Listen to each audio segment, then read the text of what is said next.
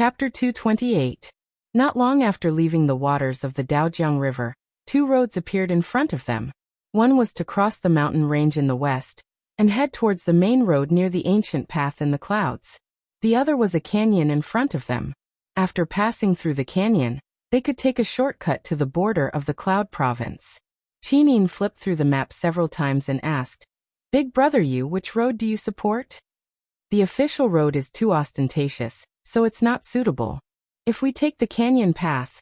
Lin Muyu squinted her eyes and looked into the distance, saying, "This canyon path seems to have not been used for at least 100 years. It's completely a primeval forest. I'm worried that if we take this path, it will be even more dangerous. However, the danger from wild beasts is much less than from humans. I think we should take the canyon path." "Alright, it's a small path. Let's go." Amen. After entering the canyon, there were cliffs on both sides. The trees in the canyon were all so tall that they reached the sky. The ground was covered with a thick layer of leaves that were slowly withering. It was clear that no one had stepped into this place for a very long time. "Be careful." Lin Muyu suddenly felt a wave of alarm in her heart. She pulled Qinin and hid under a cliff. They could only hear the sound of an eagle's cry in the sky. A giant eagle with a wingspan of at least 10 meters flew over their heads. Qinin widened her beautiful eyes in shock. She watched the giant eagle fly far away before sticking out her tongue and saying with a smile, "This giant eagle has at least 10,000 years of cultivation, right?" "Amen. It can only be higher and not lower." Lin Muyu nodded with lingering fear in her heart. "We have to be careful. A 10,000-year-old spirit beast actually appeared in the vicinity. It's not simple. I feel a bit uneasy." "Amen. Just be careful." They continued on their way and encountered two foraging spirit beasts along the way. One was a 7,000-plus-year-old scarlet flame tiger, and the other was an 8,400-year-old frost lizard. Speaking of which, it was really strange. Didn't creatures like lizards hibernate during the winter? However, this lizard moved with heavy steps and walked around the mountains. Lin Muyu and Qinin even saw this lizard swallow a 120-year-old wild boar with their own eyes. That wild boar was really pitiful. It intruded into this area that it shouldn't have. It was simply courting death. It was almost noon, and it was time to find a place to rest. At this moment, Qinin pointed to the mountainside in front of them and said with a smile, "You look. There's a temple there. Should we go and take a look?" Lin Muyu narrowed her eyes. "It's an abandoned temple. What's the point of going there?" "I'm just curious." "Alright then." Lin Muyu couldn't dissuade the little princess. She smiled and said, "I'll take a look and leave." "Yes." It was already afternoon when the two of them were halfway up the mountain. This temple had been abandoned for many years. The front hall was almost completely weathered into ruins. It was full of fallen leaves. The main hall still had some broken bricks and tiles. There was even a bronze statue that looked very old standing in the ruins. It was a Buddha statue with its palms together. However, it was covered in green copper, and the head of the Buddha statue had been weathered away. Lin Muyu gently reached out and touched it. Immediately, one of the hands of the Buddha statue crumbled and fell to the ground like a pile of mud. Damn, how many years has it been for it to be abandoned to this extent? Lin Muyu was secretly shocked. She said, "At least 2,000 years. No." Qinin wiped the green copper off the base of the Buddha statue and said, "At least 30,000 years of history. How can Xiaoyin be so sure?" Because of this, Qinin pointed to a row of words that Lin Muyu couldn't understand at the base of the Buddha statue.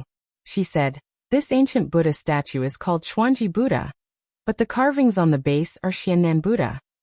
Father had asked Xiaoyin to study the Buddhist scriptures, so Xiaoyin naturally knew that the Shattered Cauldron Realm continent worshipped 9 great Buddha. Xiannan Buddha was one of them. However, the name was changed to Xuanji Buddha during the war 30,000 years ago. Therefore, most people only know of Xuanji Buddha but not Xiannan Buddha. So that's how it is. Lin Muyu secretly sighed. The Buddhism of this world was completely different from her world. They actually didn't worship Vairocana. Qinin sincerely knelt in front of the Buddha statue. After praying for a while, she smiled and said, "Although the empires and dynasties of the continent have changed many times, The beliefs have never changed. They have always believed in the 9 great Buddha. Brother Yu, let's go. We can't stay here for long. This place has been abandoned for at least 10,000 years. Who knows what might be there? Okay. Lin Wuyu nodded. However, just as she was about to leave, her heart suddenly moved. The spirit pulse technique rippled, as if there was spiritual energy fluctuating somewhere. Carefully sensing it, it was actually under her feet. What's wrong? Qinin looked at him in surprise. Lin Wuyu immediately pulled out the dragon spirit sword and said, Xiaoyin, it seems like we might have found a treasure. I can feel energy fluctuations underground. It's not deep. Let me dig. Qinin couldn't help but laugh. This place has been abandoned for 10,000 years. What good things could there be? Who knows? We'll know once we dig. With a spin of the dragon spirit sword, Lin Wuyu acted as an excavator and quickly dug a hole in the ground. Qinin stood to the side and smiled as she watched him search for treasures. Not long after, they dug nearly 5 meters deep. Suddenly, with a clang, the dragon spirit sword hit a hard object. It was actually able to block the sharpness of the dragon spirit sword, which was enough to show that it was definitely a treasure. Lin Wuyu hurriedly bent down and gently pushed away the soil with her palm. However, she saw a bare, blood-stained lump of iron. She raised her hand and grabbed it, pulling it out with force.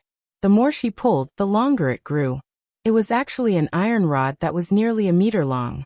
To be more specific, it was a long piece of iron. It didn't look like a sword because there was no edge at all. The 2 sides were the same width. Perhaps it was a bit like a clumsy ancient measuring ruler. He jumped out of the deep pit and held the ruler in his hand. The energy fluctuations came from the ruler. What is this? Qinin tilted her head and asked with a smile. I don't know either. Lin Wuyu took out a water bag and carefully washed it. Immediately, the true appearance of the thing was revealed. It was indeed a ruler, but it was filled with words that Lin Wuyu couldn't understand. He handed the ruler to Qinin. Xiaoyin, do you recognize these words? Qinin frowned slightly and looked at it for a long time. She shook her head. These are obscure ancient words. Xiaoyin can only understand 1 or 2 words. The rest are things I've never seen before. My head hurts. Lin Wuyu speechlessly wrapped the metal ruler with a black cloth and carried it on her back together with the dragon spirit sword. She smiled and said, Forget it, let's hurry on. When we get back, we'll refine this ruler and see what the metal is like. And then let's go. After leaving the ancient temple, they climbed over a mountain and exited the canyon. When night fell, they set up camp in the forest. After setting up a campfire, Lin Wuyu continued to patrol the surroundings. After confirming that there was no danger, he entered the tent and slept side by side with Qinin. In his sleep, his body suddenly trembled and he slowly woke up. It felt like a dream, but the dream was very real. He dreamt that a man dressed in black had pierced his heart with a sword. This was like a warning. The spiritual pulse technique naturally spread out. Lin Wuyu suddenly felt a chill in his heart. He shouted that something was wrong. A powerful force was already in front of him, but he was completely unaware. He reached out and carried Qinin, who was still sleeping, out of the room. Shwa. In the cold night, a streak of sword light pierced through the tent, splitting the bedding they had just been covering in half. But Lin Wuyu's sword was also very fast, quickly shredding the tent. She stood in an open space with Qinin and stabbed her longsword at her opponent. It was a man dressed in black. Under the moonlight, his face was very handsome, so beautiful that he didn't seem like a real man. Lin Wuyu's sword was fast and ruthless, and it was imbued with the power of her martial soul. The man sneered without the slightest fear. His smile seemed to be mocking her. With a ding, the dragon spirit sword was forcibly knocked away. Lin Wuyu didn't even see this person attack. How fast is this sword technique? Whoosh! His sword whistled through the air as fast as lightning. Heavens! Lin Wuyu had never seen such a fast sword before. The wall of the gourd only rose halfway before it was pierced. Her shoulder went numb, and her battle armor was already pierced through. Blood flowed out. At the same time, the wall of the gourd enveloped her body. He raised his sword and pounced forward. Wind sword art.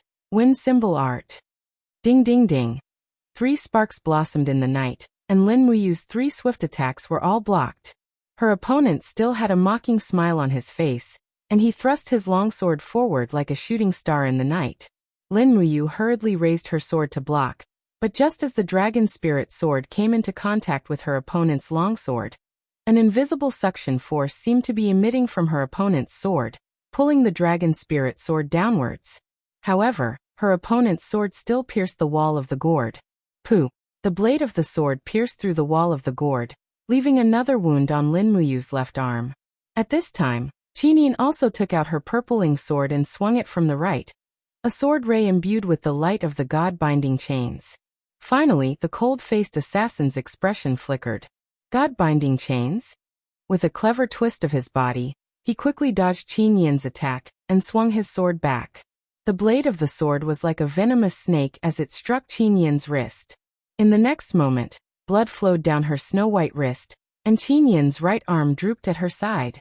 She had already lost the ability to fight. To be able to defeat Qinyin in one move, just how strong was this person? Buzz buzz. Flames lingered around the longsword as Lin Muyu used fire to control the sword. The dragon spirit sword carried an unstoppable force as it flew out. But at this time, her opponent took a few steps back. Gritting his teeth, a black aura encircled the assassin's arm, and with a shout, he swung his sword through the air. Bang! Flames soared into the sky, and the dragon spirit sword spiraled in the air and landed on the ground, stabbing into the rock with a clang. Lin Muyu secretly complained in his heart. Ever since he became a member of the Royal Guard, he had never suffered such a loss when he split open the dragon flame spiral break with one sword. He raised his right arm lightly, and the 7 planets' profound energy madly surged into his body. His body was surrounded by a golden light, and the power of the gourd had been raised to its peak. Lin Muyu was very clear that no matter who this assassin was, if he didn't die today, then it would be her and Qinyin. Chapter 229. Silhouettes of people, livestock, flowers, plants, and trees emerged from the surrounding wilderness and rose into the sky. Like a star field, they frantically surged towards Lin Muyu's body. This was the place where all living beings once lived. Lin Muyu seemed to have instantly gathered all the remaining life force on this piece of land and punched out with her left fist, which carried the boundless energy. 3 luminaries, all calamity. This majestic attack was definitely not something to be underestimated. The disdain in the assassin's eyes disappeared as well. Sweeping his longsword horizontally, his dark battle aura frantically poured into the longsword. He chuckled and said, "I didn't expect that there would actually be someone in the future who had mastered such a mysterious martial art. However, it is truly a pity that you are going to die here today." With a shout, as the saying goes, the skilled are bold. This assassin actually slashed out with his sword that was filled with dark battle aura. Was he trying to destroy the 3rd luminary's profound energy with a single slash? Lin Muyu's entire body trembled as she exerted all her strength to gather her battle aura. Milky white battle aura lingered around her body, forming a clear contrast with the mysterious assassin's dark battle aura. Bang! The earth trembled and the surrounding air seemed to have frozen in an instant. A few seconds later, the air suddenly split open and after an explosive sound, the power of the 3 luminaries all calamity instantly collapsed. However, the assassin's sword aura cut through the profound energy and went straight for Lin Muyu's left arm. Was he trying to cut off one of Lin Muyu's arms? Fortunately, Lin Muyu's reaction was extremely agile as she brazenly moved with the star steps. A loud sound rang out behind her as the longsword slashed onto the ground, causing countless gravel to fly out. The assassin let out a cry of surprise as he probably did not expect that Lin Muyu would be able to dodge this attack.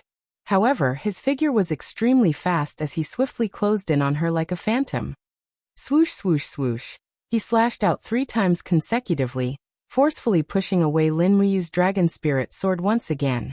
Pfff. There was a piercing pain as blood splattered from Lin Muyu's left wrist. Furthermore, it was not as simple as an injury, but the tendons of her hand had been cut off by the assassin.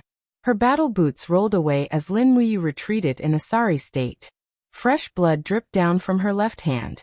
Not far away, Qinyin held onto her right arm as her beautiful eyes were filled with despair and sorrow. You. Lin Muyu did not speak as she quickly retreated with the sword in her right hand. Her beautiful eyes were filled with despair and sorrow. You. Dark doqi circulated on the sword. The face of the swordsman assassin was filled with a faint smile as he said, "Brat, your left hand is already crippled. Why don't you obediently accept your death and return the sacred tool to me?" Sacred artifact? What sacred artifact? Lin Muyu's eyes turned cold. Stop pretending. The assassin launched himself at Lin Muyu. His long sword transformed into specks of starlight in the air as he slashed at Lin Muyu. Lin Muyu had no choice but to reform her battle armor and the walls of her gourd. However, the defenses of the newly formed gourd walls were very weak, and they shattered in an instant. Lin Muyu was stabbed in the chest again, and she fell to the ground in a sorry state. Hua! Above her head, the assassin's aura surged. He suddenly reached out and grabbed the iron ruler on Lin Muyu's back. Could it be that his real target is this iron ruler? Lin Muyu's heart skipped a beat. She activated the fallen star step in the air, and lightly stepped on the ground with her left foot, creating a ripple of starlight. Her nimble body spun in an arc in the air, dodging the opponent's sharp claws. Her boots landed on the arm of the assassin, and with the help of the rebound, she slid more than 10 meters away. She lowered her body slightly to protect the ruler. This was an opportunity. However, his left hand could only hang down, and he could no longer use his strength. The pain of his tendons being cut almost suffocated him, but he did not need to be weak at this time. Weakness would only bring death. He had to be strong and bear everything. Hey, you are really good, but unfortunately, you still have to die. The assassin walked towards Lin Muyu step by step. Suddenly, his body flickered as he shot towards Lin Muyu like a bolt of lightning. His sword swayed in the air, and the angle and speed of the sword completely exceeded Lin Muyu's ability to react. With a poochie sound, a flower of blood bloomed on Lin Muyu's shoulder. Moreover, the assassin did not pull his sword out after stabbing into her shoulder. Instead, he used the momentum to press Lin Muyu's body down. And a large hand once again reached for Lin Muyu's back. He wanted the ruler again. Lin Muyu endured the pain on her shoulder. Her right hand that was holding the dragon spirit sword suddenly flipped, and blood-red Xian energy circulated. Throw caution to the wind, fourth star. The space quickly distorted, and the ghost god constellation danced around. The assassin's heart was only on the ruler. Just as his palm was about to touch the ruler, his abdomen suddenly suffered a blow from the fourth star. Pung. The dark doqi shattered into energy forms and circled around. Finally, the attack was effective.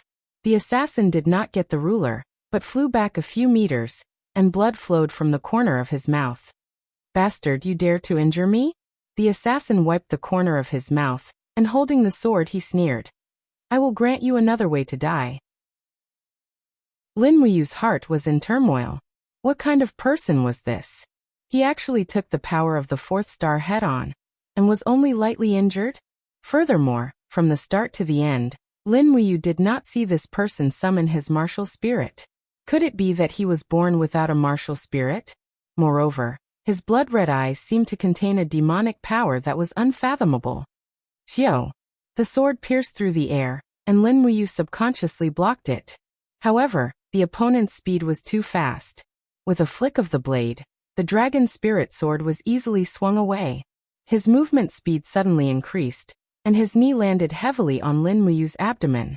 A suffocating feeling came over, and Lin Muyu instantly lost the ability to fight. His right arm suddenly turned cold, and then a scorching power surged into it. Intense pain came, and his heart instantly turned to ashes. It's over. The tendons in his right arm were also broken. Even holding the sword was very difficult. Instantly, despair and helplessness filled the entire Yi. 7 Luminaries Demon Emperor, do you still want to watch the show? Lin Muyu shouted in the Yi. If I die, your primordial spirit will also have no place to reside. Let's see how you die. However, the 7 Luminaries Demon Emperor laughed in the Yi. You weak as a chicken, you finally thought of me at this time? But don't worry, once you're dead, I'll immediately go out and subdue this expert in front of me. To be honest, he's much stronger than you. Hee, his body is also more suitable for me than yours. It was over. It seemed like the 7 Luminaries Demon Emperor was not going to help. Furthermore, the 7 Luminaries Demon Emperor did not have a real body. Could the power of a ghost really suppress this mysterious expert in front of him? Give it to me. The Iron Ruler had already been grabbed by the assassin. With a forceful pull, it was forcibly pulled out from Lin Muyu's back. Ha ha ha, the demonic weapon is finally in my hands. Ha ha ha, I Qianyun am the greatest hero of the celestial race, ha ha ha. He laughed maniacally. Suddenly he lowered his head and looked at Lin Muyu, as if he was looking at a dying prey. He slowly raised the Iron Ruler. Instantly the Iron Ruler glowed brightly. The killer laughed heartily. Seeing that you've helped me find the demon weapon and sacred weapon, I'll grant you a quick death. Lin Muyu's arms were trembling, and he could not muster any strength. He lowered his hand to control the dragon's spiritual sword with fire, but he did not even have 10% of his strength left. What threat could my son pose to this mysterious expert? He raised his head. Blood flowed down his forehead and into his eyes, but his gaze was more determined. He said lightly, "Come." The mysterious assassin sneered, and the Iron Ruler quickly fell. Hua! At this moment, suddenly, a golden light bloomed on Lin Muyu's forehead. It was the 7th level ability of the Green Gourd Martial Soul, Light of Dawn. Under the bright light, the mysterious expert's eyes were immediately pierced with extreme pain. He hurriedly closed his eyes and roared, "Despicable brat, I will kill you." The Iron Ruler fell with the wind, but it could not hit him. Lin Muyu had already controlled the dragon spirit sword to return to its sheath. He ran to Qin Yin's side and bent down. "Xiaoyin, get on my back, quickly." One of Qin Yin's arms was almost crippled. She hurriedly hugged him with the other hand. Falling star steps run. As she ran, Lin Muyu did not dare to look back. However, she had already activated the spirit pulse technique. Although her arms were crippled, the strength in her legs was still there. Not far away, Qin Yin's pet, the golden crag swift wolf, was trembling in the bushes. From the beginning to the end, it did not dare to fight against this mysterious expert. It was as if it was naturally restrained. Behind her, a powerful aura was closing in on her again. Lin Muyu groaned inwardly. She had expended too much of her battle energy, and she was carrying Qin Yin on her back. Her falling star steps movement speed was less than half of what it was at its peak, and she was about to be caught up. "Brother, you." Qin Yin's beautiful eyes were filled with tears as she said, "Xiaoyin can't be a burden to you anymore. Remember to tell father that Xiaoyin loves him." "What nonsense are you talking about, silly girl?" Lin Muyu scolded. "Shut up and hold me tight." But Qin Yin's arms were slowly loosening. Her tears quickly wetted Lin Muyu's collar. She leaned her face on Lin Muyu's neck and cried, You have to live. Go back and help me take care of father. If Qin Lei and Qin Yin can't take on the responsibility, then let father make you the heir." Silly girl. Lin Muyu was secretly anxious. She stopped running and quickly turned around to look at the mysterious assassin who was rushing over like lightning. Just as his long sword was about to pierce into her heart, Lin Muyu suddenly focused all of her spiritual perception on one point, and the spirit pulse technique instantly erupted. Soul shock. Wang. The mysterious assassin instantly froze in place. Although it was very short, it gave Lin Muyu some opportunity. She raised her leg and kicked over without hesitation. True dragon essence fire lingered around her boots as she directly attacked the opponent's Qi. No matter who he was, his dark battle energy originated from his Qi. Lin Muyu had already seen this very clearly. Bang! It was a heavy blow. Unfortunately, the assassin's battle armor was very sturdy. This kick couldn't cripple his Qi. Lin Muyu pulled away and walked away shouting, "Xiaoyin, hold me tight. Don't give up until the last moment." Goddamned bastard. The assassin woke up from the soul shock. In the short span of 3 seconds, he felt that he had suffered the greatest humiliation since his birth. He jumped up with the iron ruler in his hand. Lin Muyu didn't even look back. She locked onto the opponent's position with the spirit pulse technique, and suddenly swayed. Under the technique of the sword control technique, the demonic noise saber quickly flew out and disappeared in the air. What is this? The assassin looked at the sky in shock. In the next moment, A kacha sound rang out and a huge wound was cut open on his leg. The wound was so deep that bone could be seen. If Lin Muyu's battle energy was a little stronger, she might have been able to cut off his entire leg. Bastard! In a rage, the assassin threw the iron ruler out with extreme speed. Chapter 230. Carrying Qin Yin on her back, Lin Muyu naturally couldn't let Qin Yin take the hit. Her body was frail, but Lin Muyu herself had tempered her skin and bones. She turned around and gathered her battle armor in front of her chest. Bang! The iron ruler was sent flying, but Lin Muyu coughed up a mouthful of blood. 2 of her ribs were broken, and the pain was excruciating. She didn't have time to think about it. She activated her falling star steps and dashed off into the distance with Qin Yin on her back. One of the assassin's legs had been crippled. This was Lin Muyu's only hope. The demonic noise saber flew back into its sheath. After sprinting for close to 2 hours, Lin Muyu's legs started to feel weak. What's worse was that her arms were already covered in blood. It was a frightening sight. Lin Muyu even felt that her mind was a little blank, as if she would faint at any time. Xiaoyin, I'm afraid I can't hold on much longer, he said weakly. Tears welled up in Qin Yin's eyes. She nodded and said softly, You were almost at the river. Let's stop. That person shouldn't be chasing us anymore. You have to heal your wounds. Amen. Lin Muyu fell to the ground, taking Qin Yin with her. At that moment, the Goldrock Swiftwolf emerged from the forest, wagging its tail and blinking at Qin Yin. Qin Yin couldn't blame it. She could sense the Goldrock Swiftwolf's fear of that mysterious assassin. It was as if it was innate. Taking out a bunch of medicine bottles from her spatial pouch, Lin Muyu looked through them carefully. This is muscle replenishing powder. It can prolong the tendons in my arms, so I won't become a cripple in the future. Hurry up and apply it on my wounds. Then use recovery medicine and gold wound medicine. Don't miss anything. Xiaoyin, your injuries aren't light either. Hurry up and apply the medicine. Got it.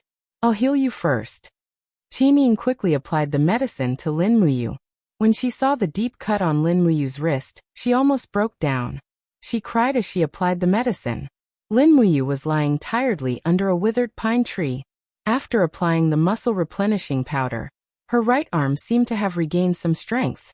She gently lifted it and placed it on Qin Yin's shoulder. She smiled and said, Don't cry. We're already very lucky that we're not dead. Yes. Qin Yin quietly wiped away her tears and said, Big brother you, who exactly is that person? Why is he so strong? That kind of terrifying power. It's even more tyrannical than a saint. Yes, and his swordsmanship is also superb. Lin Muyu closed her eyes and said, His swordsmanship is completely different from the inherited swordsmanship of the Empire. I really can't understand it. Sai, I'm the winner of the sword duel tournament, but my swordsmanship is nothing compared to his. And this person? He didn't even use his martial soul. The characteristics of his battle chi are also different from ours. It's a kind of dark and evil battle chi. It's pervasive and very domineering. Yes. Qin Yin bandaged his wounds. Seeing that his sleeves were full of blood, her tears fell again. This person should be from a legendary foreign race. He's a type of person that hasn't been recorded in our history books. That iron ruler, he said it was a sacred weapon and also a demonic weapon. What exactly is it? I don't know either. Big brother you, can you feel the power from the iron ruler? Yes, it's a very vigorous power. I can even feel that the iron ruler contains a what? Qin Yin asked. Lin Muyu thought for a moment and said, a very vigorous righteousness. But if it's vigorous righteousness, how can it be called a demonic weapon? And it's something that kind of person wants. It must be a murder weapon. Yes. At this time, on the other side of the mountain range, a strange scene was happening. Under a towering tree, the handsome man's eyes were blood red. Dark doqi quietly flowed all over his body. His body was spinning upside down in the air. His posture looked very strange. The wound on his right leg was very frightening. His entire leg looked like it had been sliced in half. However, he was using a very strange iron ruler to press against the wound. Threads of green light surged out from the iron ruler to nourish the wound. Immediately, One could see that the wound was recovering and healing at a rapid pace. This scene was extremely strange. Jie? He opened his eyes and let out a breath of turbid air. He said to himself, there's actually such a strong practitioner in the human world. Goddamn, what's with that kid's flying knife? It can actually be seen by my demonic eyes. It's really strange. Humph, the profound spirit ruler is indeed worthy of being one of the 9 great Buddhist weapons. This mighty righteousness can really speed up the healing of injuries. After my injuries are healed, I'll go and kill that kid to prevent future troubles. Lin Muyu and Qinyi naturally didn't know that danger was approaching. Lin Muyu relied on the best quality elixirs and the recovery of the gourd to quickly heal his injuries. But she didn't expect that the opponent's injury would heal even faster. In the distance, the cool breeze blew the smell of the river. They were less than a mile away from Dao River. Qinyi didn't dare to light a fire. She ate some dry rations and drank some water with Lin Muyu. The night wind was cold. Lin Muyu's injuries hadn't healed yet, so he only knew how to shiver. Qinyi's heart ached so much that her tears were about to fall. She hugged him and used her own body temperature to keep him warm. Lin Muyu didn't dare to slack off. She continued to extend her spiritual pulse technique. This assassin was able to quietly approach her. This meant that he had the ability to hide his aura. This kind of opponent was simply too terrifying. However, perhaps because of his injuries, the ability to hide his aura wasn't 100%. 2 hours later, Lin Muyu suddenly opened her eyes. Her hands had a trace of strength. She said, Xiaoyin, he's here again. Qinyin was shocked. What? What should we do? Go to Dao River. What do you want to do? Nothing much. Lin Muyu stood up. Her hands were still hanging at her sides. She faintly smiled. But we can't just die like this. Only death awaits us here. But if we seek outside help, perhaps we will have a sliver of a chance. You want to use the strength of the frost-armored dragons at the bottom of the river? What else? Let's go. Yes. Even though Qinyin didn't want to face the densely packed frost-armored dragons, she was even more unwilling to face the approaching death god. That mysterious assassin might be even more frightening than the frost-armored dragons. The two quickly set off. They had lost their horses, so they could only walk. Fortunately, Lin Muyu's legs weren't injured, so her speed wasn't too affected. However, the tendons in her arms had been cut off. Even though she had applied the muscle-replenishing powder, she was still powerless. The tendons in her arms were slowly regenerating. If she used too much force at this time, she would definitely snap them off again. At that time, it would be even more troublesome. But if that person really chased after them, she might not be able to escape without using her arms. The river water was fresh and clear. Under the moonlight, the ripples in the distance were clear and crystalline. But who would know that countless frost-armored dragons were hidden under the beautiful ripples? Under the effect of the spiritual pulse technique, that person was getting closer and closer. Lin Muyu slowly pulled out the dragon spirit sword. She didn't dare to use too much force. She slowly cut off a section of her blood-stained sleeve and threw it into the river. Soon, those frost-armored dragons would be able to smell the blood and flock over. Hopefully, those frost-armored dragons would be of some help. Xiaoyin, go hide on that tree. Lin Muyu pointed to a huge pine tree in the distance. No. Qinyin slowly shook her head. Her eyes were clear. She smiled and said, Big brother, Xiaoyin isn't useless. Let me protect you this time, okay? She had already made up her mind. The power of the golden god binding chains appeared around her body. Lin Muyu could only smile bitterly and say, All right then. If we can't escape together, then we will be buried in the river together. Qinyin smiled and said, I didn't think that my final ending would be like this. I originally thought that I would be able to ascend to the throne. Hee, that's fine too. Maybe this kind of death will save me a lot of pain. Moreover, I will be together with Big Brother Yu. Amen. Lin Muyu nodded and said, He's here. Lure him to the riverside. Okay. Not far away, the assassin walked over with a long sword in one hand and an iron ruler in the other. He was limping. After a series of bitter battles, he had taken a blow from the fourth element and was slashed by the demonic noise saber. His strength had been reduced to less than 40%.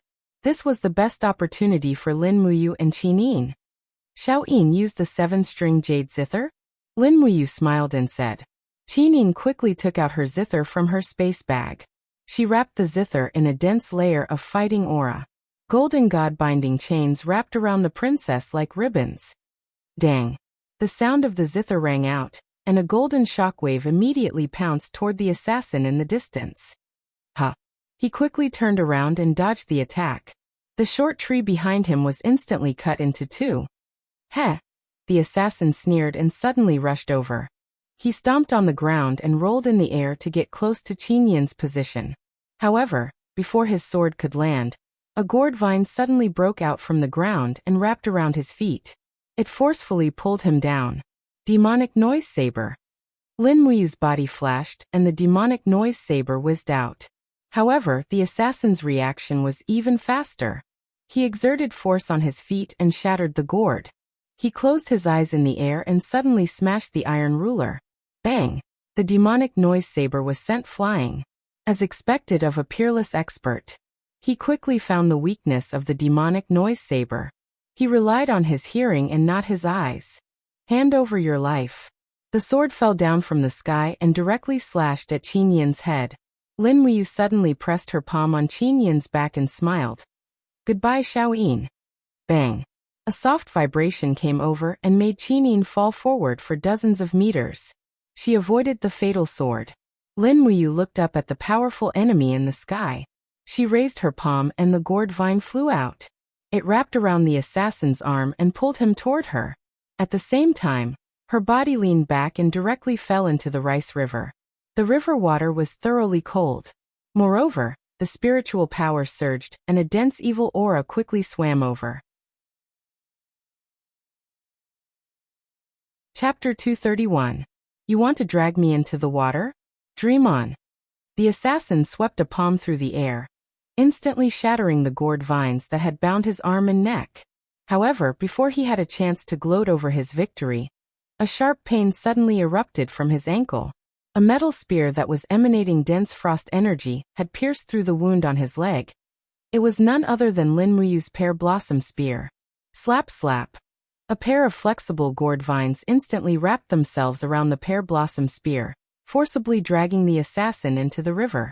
Ice-cold river water poured directly into his mouth, eyes, and ears, and Lin Muyu let loose a low roar as she grabbed onto the gourd vines with one hand, quickly dragging the assassin into the river. You're courting death. The assassin's killing intent became even more ferocious in the river, and he swam directly toward Lin Muyu before abruptly smashing his iron ruler into her shoulder.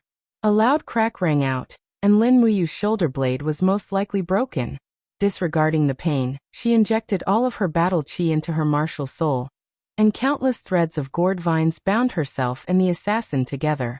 Even if she were to die, she was going to drag him down with her. She couldn't allow this assassin to kill Qin Yin.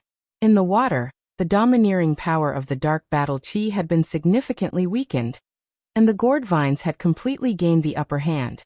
Even so, Lin Muyu was still at a complete disadvantage. The assassin gently spread open his palm, and his battle chi erupted forth with astonishing force, instantly creating a series of explosive shockwaves in the river. Lin Muyu bore the brunt of the attack, and her clothes were completely shredded while her skin was stained with blood. He held onto his opponent with all his might with his left arm, and his right hand gripped onto the dragon spirit sword as he slashed out from the side. The river water was quickly dyed red. You bastard! The assassin cursed with rage, but the river water quickly flowed into his mouth, preventing him from doing so. As such, he could only swing his fists through the air, striking Lin Muyu's battle armor and body over and over again. Slap! After a heavy blow, Lin Muyu's left arm was almost numb. The bones in her arm had been completely shattered. This assassin's strength was full of destruction. It was simply not a strength that a human could possess.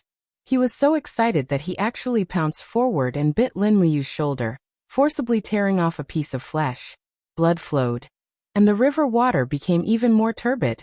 At this moment, a black shadow had already swam over, following the scent of fresh blood. Lin Muyu's dying consciousness allowed him to dodge. The gourd vines wrapped around his body and rapidly sank downwards. Immediately, the frost-armored horn dragon's four blade-like arms swept across the assassin's body. Dang dang dang. There was the sound of metal colliding with stone. The sharp knife arm could not break through the assassin's protective upstanding chi. The assassin raised his sword-like eyebrows and cursed again. Bastard. Then he punched out. The river water instantly surged, and the 2,100-year-old frost-armored horn dragon instantly disintegrated into a pile of minced meat. However, after killing one frost-armored horn dragon, even more frost-armored horn dragons were attracted to him. Swarms of horn dragons charged at him from all directions. They opened their bloody mouths and bit the assassin's arms, legs, abdomen, and head, as if they were going to tear him apart in an instant. Lin Muyu took advantage of this opportunity to use the gourd vines to protect herself. After all, the frost-armored horn dragons were not vegetarians, so they would not directly attack the gourd vines. How infuriating! An angry roar burst forth from the river water. The assassin's entire body was covered in blood chi. Dark fighting aura swirled around him like a magical illusion, forcefully shattering the bodies of 7 to 8 frost-armored horn dragons. Half the river water was dyed red just like that. Moreover, the huge waves created by this attack were spreading in all directions. This kind of power that could overturn rivers and seas was clearly not something that a human could possess. However, the assassin's complexion was getting worse and worse. He swung his iron ruler and smashed the head of a frost-armored horn dragon. At the same time, his leg was bitten by a 3,700-year-old frost-armored horn dragon. A large chunk of flesh was torn off by another frost-armored horn dragon. Another horn dragon was biting his left arm, refusing to let go no matter how hard he struggled. This was the ferocity of a horned dragon. Let go! The assassin roared and raised his iron ruler. With one strike, the horned dragon's skull was smashed. However, the horned dragon still refused to let go. With another strike, the horned dragon's entire brain was splattered. Finally, the assassin slowly let go. However, at the same time, the assassin's waist was bitten again. A large chunk of flesh was torn off, and his intestines could be seen flowing into the river water. The battle was simply too tragic. Just at this moment, there was a sharp cry and the river water rose into the sky. A huge creature rushed out from the depths of the river. It was a group of frost-armored horned dragons with 14 golden patterns on their heads. They were 14,000 years old ancient beasts. Pooh! This 10,000-year-old horned dragon opened its mouth and bit down on the assassin's head, grinding and chewing with its sharp teeth. The assassin was still roaring in rage. He swung his iron ruler and smashed it on the head of the 10,000-year-old horned dragon, shattering its scales inch by inch. He was so fierce that he seemed to have turned into a wild beast. But in the end he was still too weak. His legs were quickly torn apart and devoured by the horned dragons. A cracking sound came from his head as his skull exploded. Pooh! The 10,000-year-old horned dragon bit off the assassin's head and chewed with great force. Its brown eyes were filled with satisfaction. Lin Muyu saw this and swam towards the shore. A gourd vine shot out and wrapped around the iron ruler. This thing could shatter the scales of a 10,000-year-old dragon serpent. It was definitely a good treasure.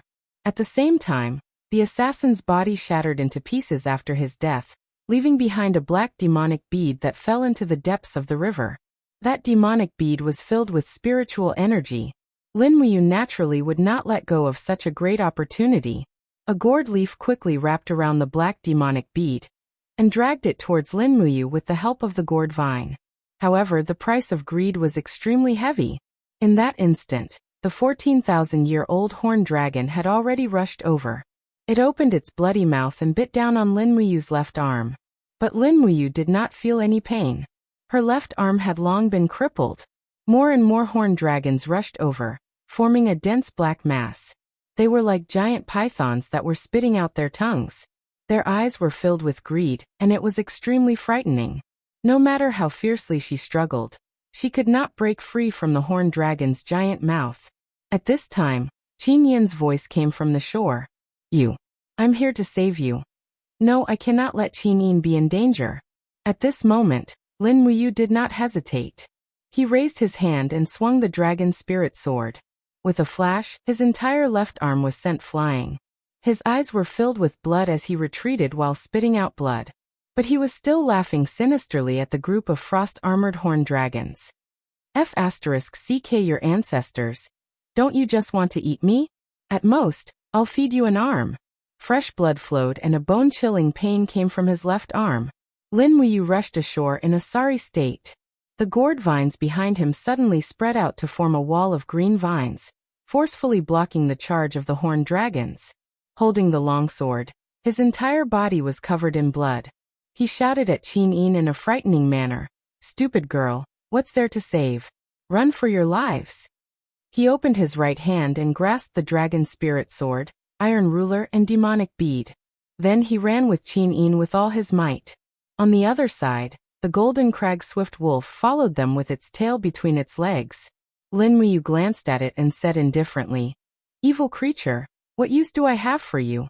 Looking at Lin Muyu's severed arm, Qin Yin trembled in fear. Tears flowed from her eyes. "Big brother, your arm, your arm." Lin Muyu's body was also in pain, but his heart was even more pained. What did losing an arm mean to a martial artist? Perhaps after losing an arm, he would only have about 60% of his original strength. In this way, it seemed like he didn't even have the qualifications to be ranked among the wind, rain, thunder, and lightning generals. After madly running for several miles, they left the Daojiang River. This Daojiang River didn't seem like a mother river at all. For Lin Muyu and Qin Yin, this place was like purgatory.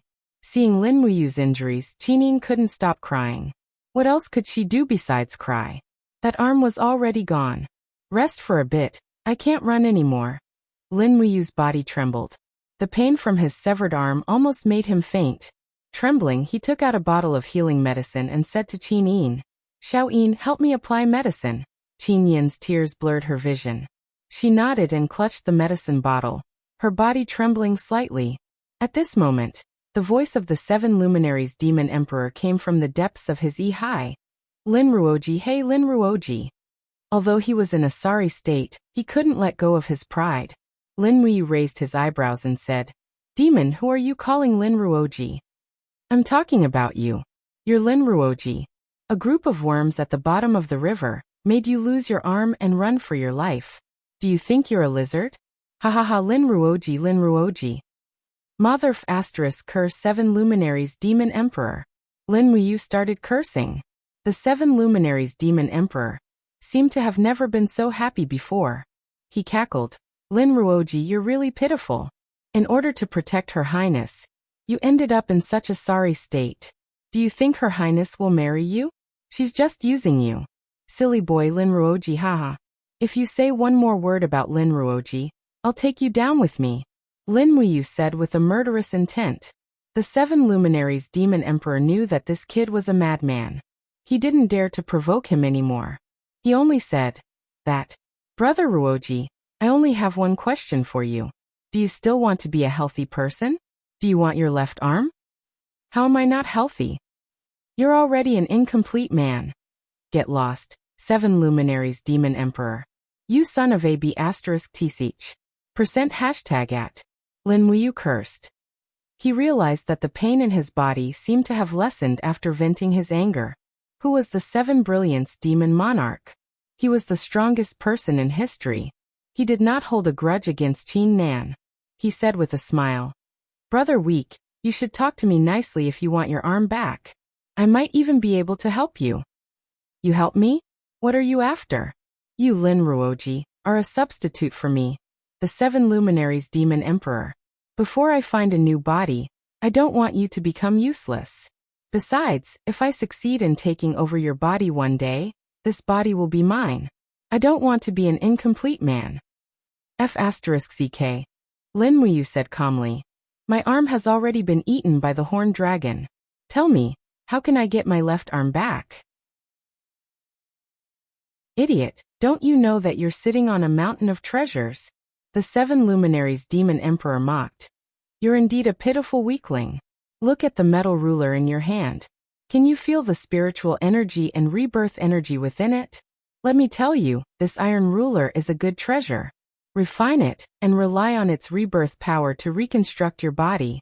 Also, that black bead is also a good thing. Refine and absorb it as well to replenish the lost strength of your arm. Perhaps you can even recover 80 to 90% of your lost cultivation. Really? Nonsense. Can't you feel the energy within the metal ruler? How are you going to thank me for helping you so much? Tell me, how do you want me to thank you? You scolded me for so long just now, but I didn't even reply. Now you're going to repay me by scolding you, but you can't even reply. I can scold you for as long as I want. What do you think? Lin Muyu gritted her teeth. Then scold me all you want. Good, you're a straightforward person indeed. The 7 Luminaries' Demon Emperor was a straightforward person. He ignored the fact that Lin Muyu needed to concentrate on refining the metal ruler, and started scolding her in Tianjin dialect. Look at you, dog food. You're really unlikable. Do you have Yang Qiu in your head? After scolding her for a while, he continued scolding her in Hunan dialect for another 20 minutes before switching to Shanghai dialect for half an hour. In the end, Lin Muyu spent 5 hours refining the metal ruler, while the 7 Luminaries' Demon Emperor spent 5 hours scolding her. Finally, he was tired and went to rest in the depths of his Yi. Lin Muyu broke out in cold sweat. Refining the metal ruler had reached a critical juncture. There was no room for error. Chapter 232. An endless stream of life energy flowed from the iron ruler into Lin Muyu's body. The iron ruler trembled continuously as the metal on its surface melted away, revealing the green substance within. Streaks of golden light flowed within. This golden light was the righteous energy that Lin Muyu had sensed. This iron ruler was definitely not as simple and unadorned as it appeared to be. It was a mysterious treasure that was unknown to the world. Just as the iron ruler was completely refined, streaks of ancient runes slowly rose up and circled around Lin Muyu's body. It was so beautiful that Qin Yin, who was standing outside the crafting cauldron, widened her eyes in shock. Lin Muyu's body was being reconstructed. The iron ruler's energy automatically sought out the wounds on his body and healed them. At first, the recovery energy was like a trickle that healed the sword wounds on Lin Muyu's shoulder and chest. But when this energy flowed to the stump of his arm, it suddenly surged in like a raging river. Streaks of golden ancient runes circled around the stump of his arm, and quickly formed an arm of energy. As Lin Muyu's blood flowed into the stump of his arm, the reconstruction process became visible to the naked eye. Wung wung wung. The crafting cauldron trembled violently. Lin Muyu endured great pain as his entire left arm gradually regained feeling. The burning sensation was almost enough to swallow his spirit sense. Even with his strong spirit sense, he couldn't help but let out a miserable howl as he knelt on the ground. His right arm was propped up on the ground, while his left arm was completely golden. His flesh and veins were being reconstructed at a visible rate. His entire body was trembling as his battle energy was raised to the extreme, forming a milky white wave of energy that struck the surroundings. Ah! Qin Yin let out a soft cry and hastily summoned the god-binding chains in front of her to defend against Lin Muyu's attack. But what Qin Yin didn't expect was that Lin Muyu's current strength seemed to be even stronger than before. She felt as if she couldn't withstand Lin Muyu's attack. As for the gold-crag swift wolf, it was hiding somewhere with its tail between its legs. After an unknown period of time, the entire left arm had completely regrown. However, the surface of the left arm was glowing with a faint golden light, and was surrounded by steam. Lin Muyu channeled her qi into the left arm, and found that her qi was like a drop of water, falling into the roots of a tree. It was like trying to put out a burning cart of firewood with a cup of water. The left arm's search for power was far more than that. It seemed that the left arm was also yearning for the injection of qi. Ugh ugh ugh. Lin Muyu howled in pain. Her entire left arm was numb and painful. At this time Lulu, who was in Yi, flew out and said, "Brother, the 7 Luminaries' Demon Emperor asked you to refine the pearl left behind by the assassin's primordial spirit. Perhaps it can make up for the strength needed for your left arm." Lin Muyu hurriedly took out the pearl that was filled with power. The 6th layer of the heavenly fire inside the treasure refining cauldron flew up, and quickly melted the pearl. Suddenly, a vast amount of dark qi flowed everywhere inside the treasure refining cauldron. No, this dark qi conflicts with my physique. Lin Muyu frowned. It doesn't matter. Lulu blinked her eyes and said, this dark fighting energy and the light fighting energy humans have come from the same source. Using the heavenly fire to refine it can be converted into fighting energy that Big Brother can absorb. After refining it for nearly half an hour, the dark qi slowly turned white. As if it had a mind of its own, it flowed into her left arm. It surged endlessly, as if a whole river of power was flowing into her left arm. Lin Muyu suddenly raised his head and let out a sigh of relief. At this moment his left arm was truly reborn. When the entire pearl had been refined and absorbed, the light around his left arm slowly dissipated. It was no different from his original arm. Only Lin Muyu himself knew the real difference. The power contained in this arm shocked even him. He put away the treasure refining cauldron. The clothes on his upper body had already been torn off. He had no choice but to take out a set of gold star sparring master armor from the holy temple from his cosmos sack and put it on. Otherwise, it would be inappropriate for him to eat his upper body in front of the princess. Moreover, they were deep in the mountains. Even if he wore the holy temple armor, it would not matter. There was no need to hide here. The people from the House of Chivalry would not be able to reach here before they were killed by the spiritual beasts. Looking at Lin Muyu's reconstructed body, Qin Yin was wild with joy. Brother Yu, your arm, is it really fine? Yes. Lin Muyu nodded. The iron ruler contained a very strong life force. I refined it, so the life force in the iron ruler and the blood in my body reconstructed this arm. How magical. There were still traces of tears on Qin Yin's face, but she was in high spirits. She held Lin Muyu's new left arm and gently touched it. The skin, pores, and veins were no different from an ordinary person, just stronger. Will this arm be even stronger? Qin Yin blinked and said, Xiaoyin can feel that your strength has increased a lot. Is that so?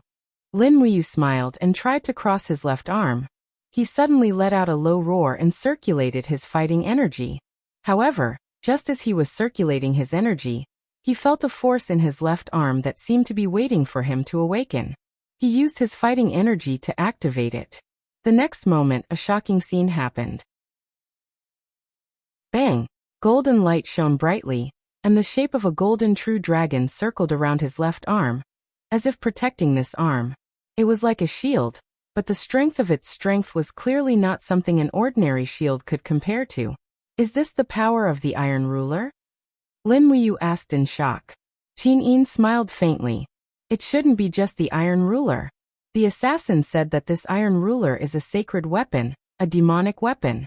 Congratulations, Brother Yu. It seems that your true dragon bloodline has already merged with the power of the sacred weapon. That's why you obtained this. Oh, I should call it the true dragon arm. Right? Maybe that's really the case. Lin Muyu was overjoyed. It's a blessing in disguise. I thought that after losing my left arm, my cultivation would be ruined. I didn't expect to obtain an even stronger left arm. How are your injuries now? More than half healed. Lin Muyu walked forward and looked at Qin Yin's shoulder.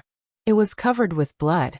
Qin Yin's injuries now seemed to be far more serious than his own. He said with distress. On the contrary, Xiao Yin's injuries are still very serious.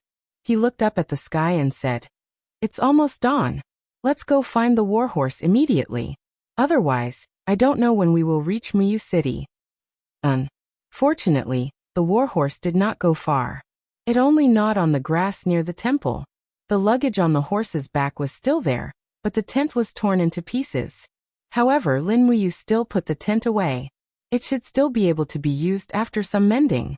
After a quick breakfast, they continued on their journey. Lin Muyu was now wearing the armor and boots of the holy temple. Naturally, it was even more impossible to walk on the main road. So he continued to walk on the small path with Qin Yin. After nightfall, the tent was mended and set up again.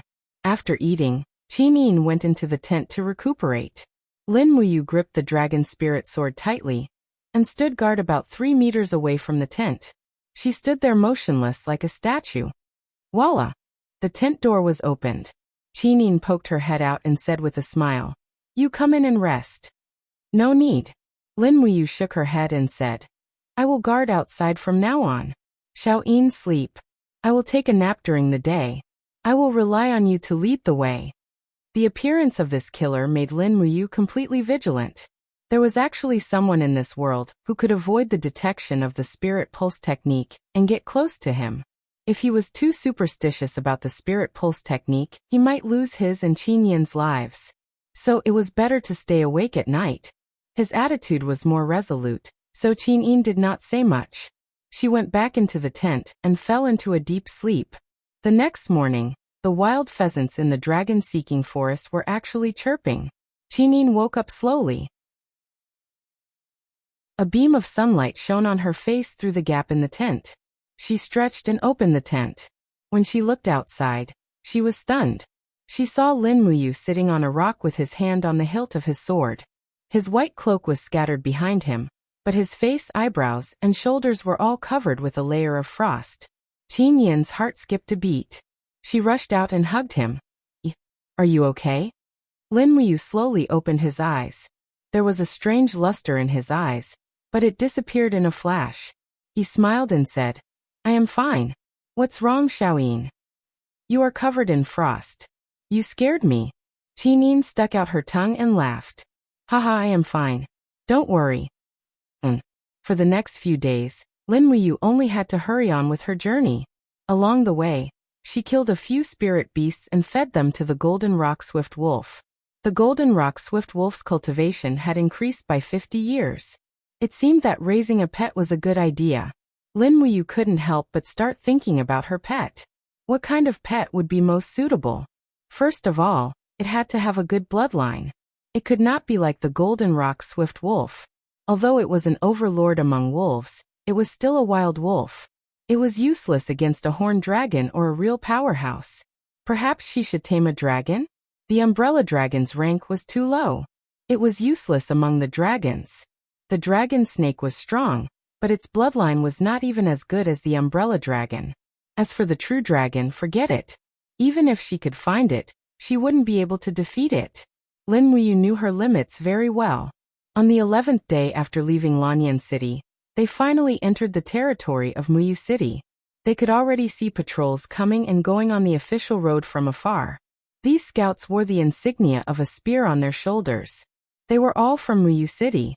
They also wore the insignia of the Empire's purple Yinhua. "Xiaoyin, we are ready to enter the city." Lin Muyu smiled as he held the reins. He was wearing the Holy Temple armor. It was too heavy for the skinny horse, so he decided to let it go. Qin Yin rode on her warhorse and smiled. "Yeah." But at this moment, a group of soldiers in the Empire's uniform suddenly appeared in the forest behind them. All of them drew their longbows and one of them shouted, "Who are you people?" Chapter 233. There were more than 50 people in total. None of them were very strong. There was only a captain who was at the first level of the Earth realm. He was not worth mentioning. These people were the patrolling army of Muyu City. They were equivalent to the Imperial Army of Muyu City. Lanyan City had a population of 5 million and a garrison of 180,000. Muyu City had a population of 4 million and a total of 250,000 soldiers. They were even stronger than the garrison of the Imperial Army. Lin Muyu walked forward in her Holy Temple armor. She smiled and said, "Don't you recognize this outfit?" The captain took a closer look and became serious. He cupped his fists respectfully and said, "So you are from the Holy Temple. But the people from the Holy Temple do not have much interaction with our Yinzhong province. My lord, you must have something to do in Muyu City, right? Please show me your clearance document. Otherwise, I will not let you enter Muyu City." "I don't have a clearance document." Lin Muyu was startled. It seemed that Qin Jin did not mention anything about clearance documents. "Then did you come from the dragon-seeking forest?" the captain asked. "Yes, we followed the Rice River all the way here." Inkyang. A trace of shock flashed across the captain's face as he said, "Did you really come from Inkyang? Heavens! Yin Gong had already ordered a section of Dao River's dragon-seeking forest to be a forbidden hunting zone half a year ago. There are extremely terrifying demons hidden there. Did nothing happen on your way here? Lin Muyu didn't want to talk about the countless frost-armored horned dragons in Rice River, so she said, "We're quite a distance away from Rice River. We didn't wade through the water, so we don't know what happened in Rice River. But now, I want to enter Muyu City to see Duke Yin. Can I trouble you to bring me into the city?" "See Lord Yin?" The captain was startled and said, "I have never heard of Lord Yin having any relationship with the people from the Holy Temple. My lord, if you want to see Lord Yin, you need to tell us first. Who are you in the Holy Temple? Since you are from Venus, you should be famous all over the world." "I am Lin Muyu." "Ah." A group of patrolling soldiers of Muyu City was stunned. The people who were originally at war with each other put down their bows and arrows, and several cavalrymen who were riding on the horses quickly dismounted and looked at Lin Muyu respectfully. If the boy in front of them was really Lin Muyu, then they could not neglect him. After all, he was one of the 3 commanders of the Imperial Guard, the second of the 4 heroes of Lanyan, and also the adopted son of the Emperor. A slight neglect would be an unpardonable crime. The squad leader said respectfully, "Sir, are you really the champion of the sword duel tournament, the legendary wild General Lin Muyu?" "Is there anything wrong with that? Then please forgive me for my disrespect. How will you prove yourself?" Lin Muyu was speechless. She reached for the token of the General of the South. But at this moment suddenly Qin Yin, who was behind him, lifted the cloak on top of her head. Suddenly, a stunning and beautiful face appeared in front of everyone. She raised the corner of her mouth and said with a faint smile, "Can I be the proof?" Everyone was stunned. The squad leader's throat moved a little, and he said with a dry mouth, I have seen you before. You are Her Highness Yin." Qin Yin nodded. "Yes, so you know me. Then it will be easy." The group of people knelt down and formed a circle around her. Hundreds of cavalrymen also rushed over from the distant road. After hearing that it was Qin Yin, they all dismounted and knelt on both sides of the road. Lin Muyu stood next to Qin Yin. There was a sense of accomplishment. So this was the feeling of absolute power. "Get up." Qin Yin smiled and raised her hand. "This time I came to Muyu City in disguise because I have something to discuss with my grandfather. All of you, get on your horses and don't let anyone know. Take me into the city to see my grandfather." "Yes, Your Highness." A Chiliarch came forward and grabbed the reins of Qin Yin's horse, saying, "This general will lead the horse for Your Highness." However, Qin Yin smiled and said, "There's no need for that. Just treat me as a member of the team. I told you not to make it public." "Yes, Your Highness, this general will obey. Big brother, you get on the horse. We are going into the city." Qin Yin smiled. Lin Muyu finally felt safe. A large group of cavalrymen surrounded the two of them as they slowly entered Muyu City. Muyu City was one of the 3 major cities in the north of the empire. Along with Qihai City and Tongtian City, it was one of the northernmost cities. The climate here was much colder than that of Lanyan City, and the Iron Army of the Empire was forged here. When Qin Jin ascended the throne, the world was in chaos. The northern desert invaded, and the southern barbarians invaded the north. At that time, he married Su Muyun's daughter Su Yun. She was the Empress of Jingda, and also Qin Yin's mother. Now that the world was settled, this marriage was more like an iron chain that bound Lanyan City and Muyu City together. After entering the city, Lin Muyu looked around. The city was orderly, and the public security was even better than that of Lanyan City. Moreover, she could see smiles on the faces of the commoners on the streets, which made Lin Muyu very pleased. The smiles on the people's faces showed that they were not under great pressure. Duke Muyun's governance ability was remarkable. After walking on the street for nearly 20 minutes, a group of armored cavalry approached from the front. There seemed to be nearly 1,000 of them. A middle-aged man, who was about 45 years old or so, dismounted from his horse and walked forward with a smile on his face. He said, "I, Su Qin, pay my respects to Her Highness Yin." Qin Yin giggled and dismounted from the horse. She held his arm and said with a smile, Uncle, you are too kind, Xiaoyin. Get up quickly. Su Qin laughed and looked at Qin. Su Qin laughed heartily. He looked Qin up and down and said, "The last time I saw you, little Yin, you were only 15 years old. Now you're already so slender and elegant. No wonder there are rumors in the empire that little Yin is the #1 beauty in the world." Qin said with a smile, "Uncle, let me introduce you. This is Lin Muyu, my father's adopted son and Xiao Yin's adopted brother." Lin Muyu dismounted from the horse and walked forward. She cupped her fists respectfully and said, "Greetings, Commander Su Qin." Su Qin was the only son of Duke Muyun. He controlled the 100,000 Iron Blade army. In terms of military power, few people in the world could beat him. "You are too polite." Su Qin cupped his hands and stepped forward. His fists were overflowing with dou qi.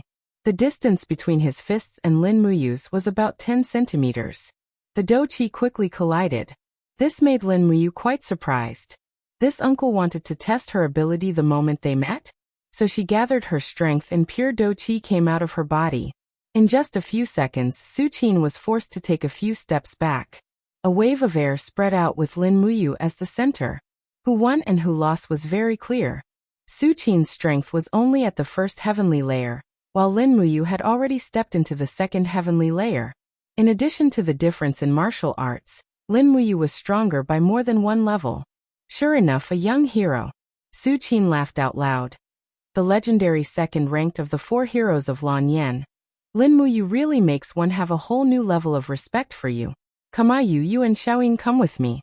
We received Yu's letter early in the morning.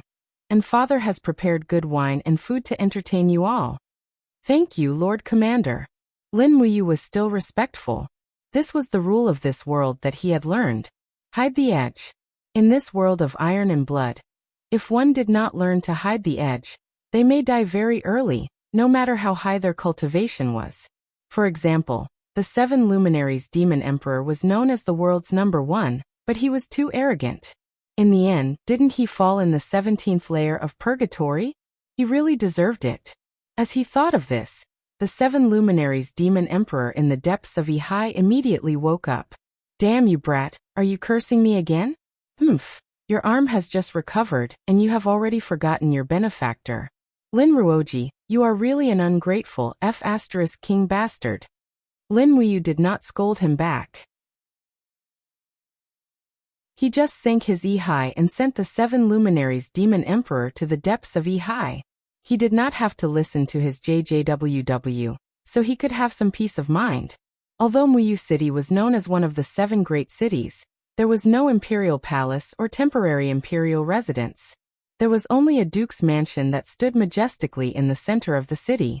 When Lin Muyu and Qin stepped into the duke's mansion under the protection of a group of guards, from afar, an old man was already walking over with a cane.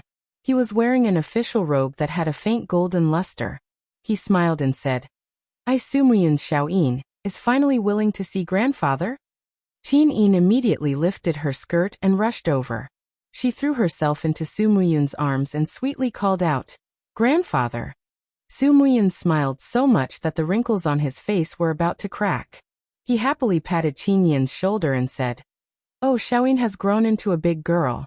Be careful, grandfather's asthma is about to come out because of you." Qin giggled and let go of Su Muyun. She said, "Grandfather, you haven't gone to the capital to see Xiaoyin for so long. Don't you miss me at all?"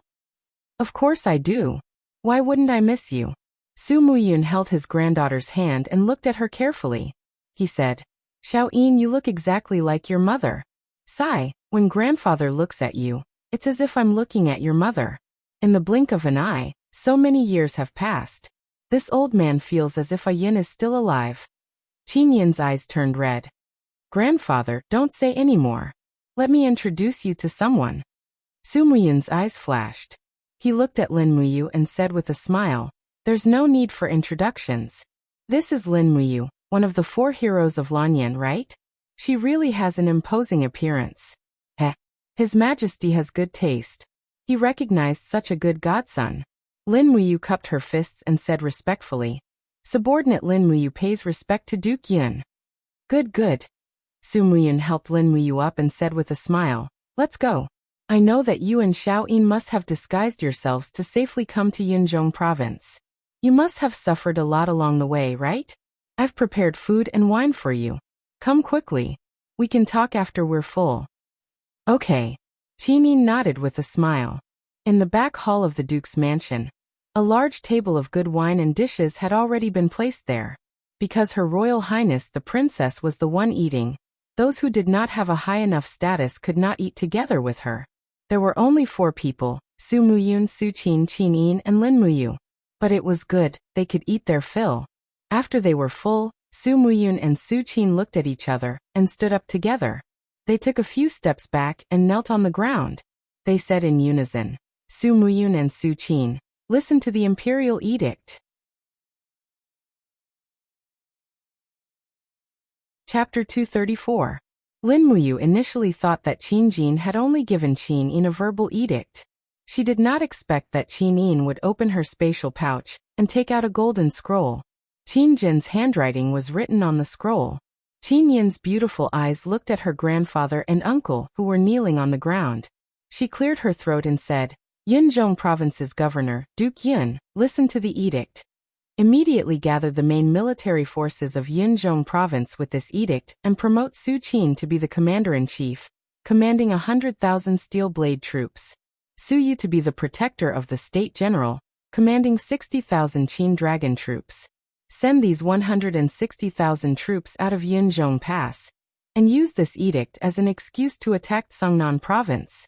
Enter Five Valleys City and disarm Long Qianlin's 100,000 troops. If he disobeys, kill without mercy. In addition, all the seized troops must be handed over to the Zhennan general, Lin Muyu. I hope that Duke Yun can put Lin Muyu's military skills in an important position and assign 50,000 steel blade troops to her command. Together, we will pacify the chaos in Songnan Province. After reading the edict, Qin Yin smiled and bowed. Grandfather, uncle, don't kneel. Quickly get up and receive the edict. Otherwise, Xiao Yin will be embarrassed. Quickly get up. Su Muyin slowly stood up with a shocked expression on his face. Looks like His Majesty is really going to make a move against Hu Tianning this time. Qin Yin nodded. Yes. Not only did Hu Tianning secretly minted coins, he also controlled the military and political power. Even when Imperial Father repeatedly summoned him to the imperial capital to report on his work, he pretended to be deaf and mute. It has already been 2 years since he paid tribute to the imperial capital. Su Qin stood up, cupped his fists and sneered. Hu Tianning's rebellious intentions are clear. This time with His Majesty's personal edict, I want to see what Hu Tianning can do. Su Muyin furrowed his brows and said, this matter must be completed with the force of a thunderbolt. If we delay, there will be changes. Qin, immediately order the 100,000 steel blade army to return to Muyu City. Your sister Su Yu's Zither Dragon army is only 1 day away. The entire army needs to enter Songnan Province secretly. With the speed of the Muyu City's steel cavalry, we can reach the Five Valleys City within 3 days. With the Emperor's edict, we can seize all the military equipment in Songnan Province. Su Qin nodded. Yes, father. I will do as you say, but what, uncle? Qin Yin blinked her eyes and asked. Su Qin smiled and said, His Majesty's edict ordered me to hand over half of the Steel Blade Army's military power to you. Sire, the captaincy of the Steel Blade Army are all rough people. I'm afraid that you is new and will not be able to control them well. Qin Yin was startled. She did not expect Su Qin to say this. But after thinking about it carefully, it was reasonable. Lin Muyu was silent, but she was thinking about many things. This time, Qin Jin used the Muyu city's military power to pacify the rebellious people in Songnan province. At the same time, he wanted her to take part of the Muyu city's military power to achieve the effect of killing 2 birds with 1 stone. This showed that Qin Jin did not trust Su Muyun and Su Qin completely. This game of power was too complicated, and Lin Muyu was already involved. It was impossible for Xiaoyao to stay out of it. Xiao Yin, Lin Muyu frowned and said. Just as Lord Su Qin said, I am only a newly appointed general of the south. There is no way I can control an army of 50,000. I am also worried that I am not capable enough and will ruin things. but Imperial Father's edict. Qin Yin pouted and said, "All right then, I will listen to you." Lin Muyu turned around and cupped his fists at Su Qin with a smile and said, "Commander Su Qin, don't worry. I, Lin Muyu, will not take a single soldier from the Muyu city. The 100,000 Steel Blade Army will still be under your command. This way, the Steel Blade Army's combat power can be maximized. I am just a little worried. Songnan Province's General Long Qianlin is well versed in the art of war and has nearly 20,000 flying mount soldiers under him. If this matter cannot be resolved peacefully, a bloody battle will be inevitable." Su Qin looked at him gratefully and said, What do you think we should do?" Lin Muyu said, "How about this, let's take drastic measures." "What drastic measures?" Su Muyin narrowed his eyes and looked at this inexperienced young man. Lin Muyu smiled. Long Qianlin's biggest trump card is the 17,000 flying mount soldiers, so I plan to split the army into 2 groups. I will first go to Five Valleys City and borrow the 10,000 flying mount soldiers from Long Qianlin with my dragon talisman. Then, Commander Su Qin and Commander Su Yu will lead the Cloud Province's army to suppress the border. Maybe Hu Tianning will give up resisting and admit defeat. Good. Yu patted Lin Muyu's shoulder and said with a smile, "This is a good idea. I forgot that Commander Long Qianlin is the champion of the Sword Battle Assembly and has a dragon talisman in his hand. But, you don't need to go to Five Valleys City. I received a letter not long ago saying that Long Qianlin has led nearly 20,000 flying mount soldiers to 3 Mountain Pass. You just need to go to 3 Mountain Pass and take 10,000 of his flying mount soldiers. Then, Long Qianlin will naturally be a tiger without teeth." Lin Muyu looked at Qin Yin and said, "Then Xiao Yin she." Su Muyin smiled slightly. "Don't worry, I will bring Xiao Yin to conquer Songnan Province. I only have one granddaughter, so naturally, I won't let her suffer any harm. You just go to 3 Mountain Pass. By the way, going alone is a bit weak. How about this? Su Qin, pick 3,000 cavalry from the Iron Blade Army, and let you bring them to 3 Mountain Pass. This will ensure their safety along the way." "Yes, father." "Then it's decided.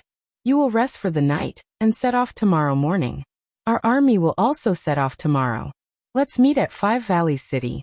If we succeed, I will bring Xiao Yin Su Qin and Su Yu to the imperial capital to see His Majesty.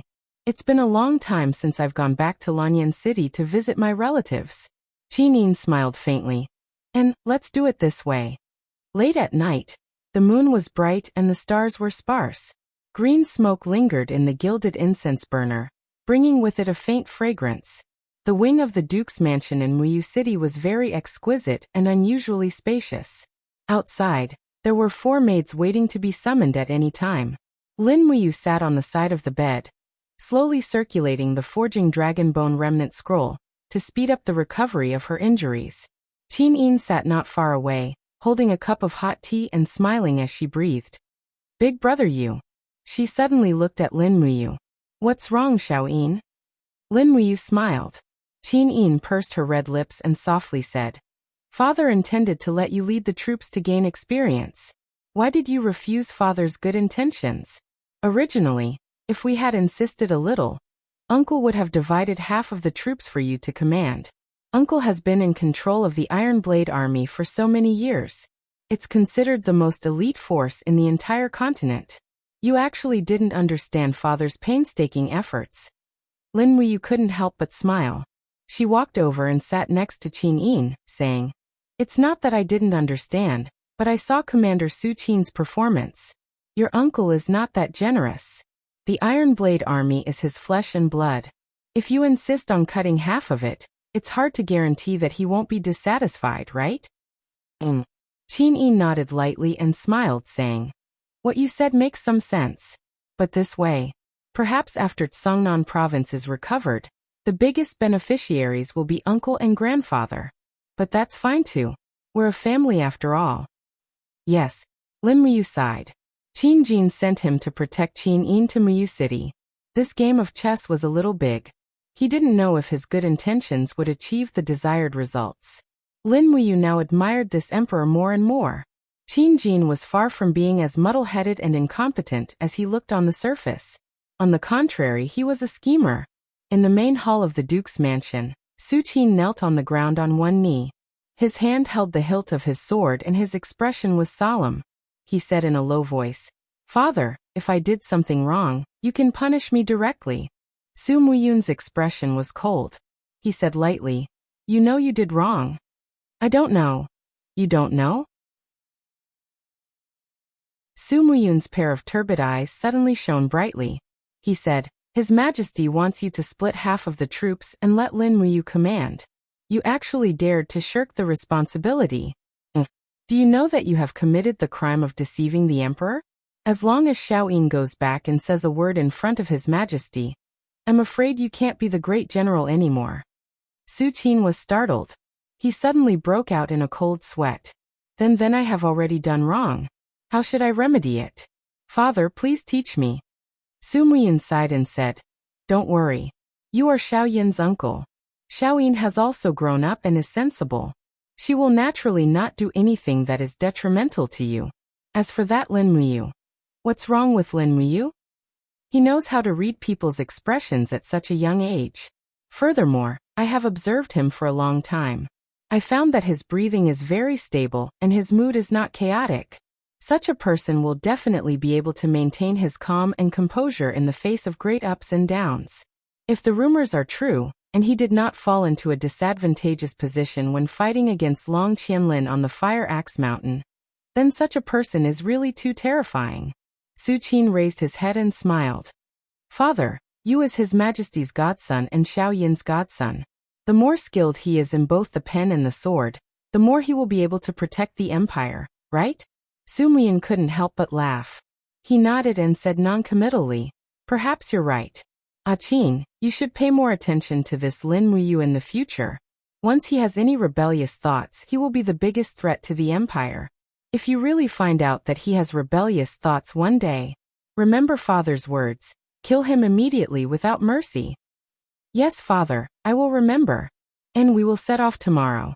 The cavalry will be in the front, and the infantry will bring up the rear. We must arrive at the Five Valleys city within 3 days. I hope that this time, Hu Tianning will be executed without using any weapons. Otherwise, I am afraid that the people of the Cloud Province and Sungnan Province will encounter a great disaster." "And I understand." The next morning, Lin Muyu woke up early. Lin Muyu's injuries had already recovered by about 70 to 80%. His left arm was brimming with energy and boundless strength. After the battle at Dao River, his overall strength did not decrease. Instead, it increased quite a bit. It could be considered as a blessing in disguise. Early in the morning, 3,000 cavalrymen of the Steel Blade Army stood in great numbers outside the city. Qinin personally handed an Iron Tiger tally to Lin Muyu. She repeatedly told him to be careful and pay attention to his safety. Lin Muyu naturally smiled and comforted her in every way possible, telling her not to worry. After giving the order, 3,000 cavalrymen quickly left the Muyu city and went straight to the Three Mountains Pass.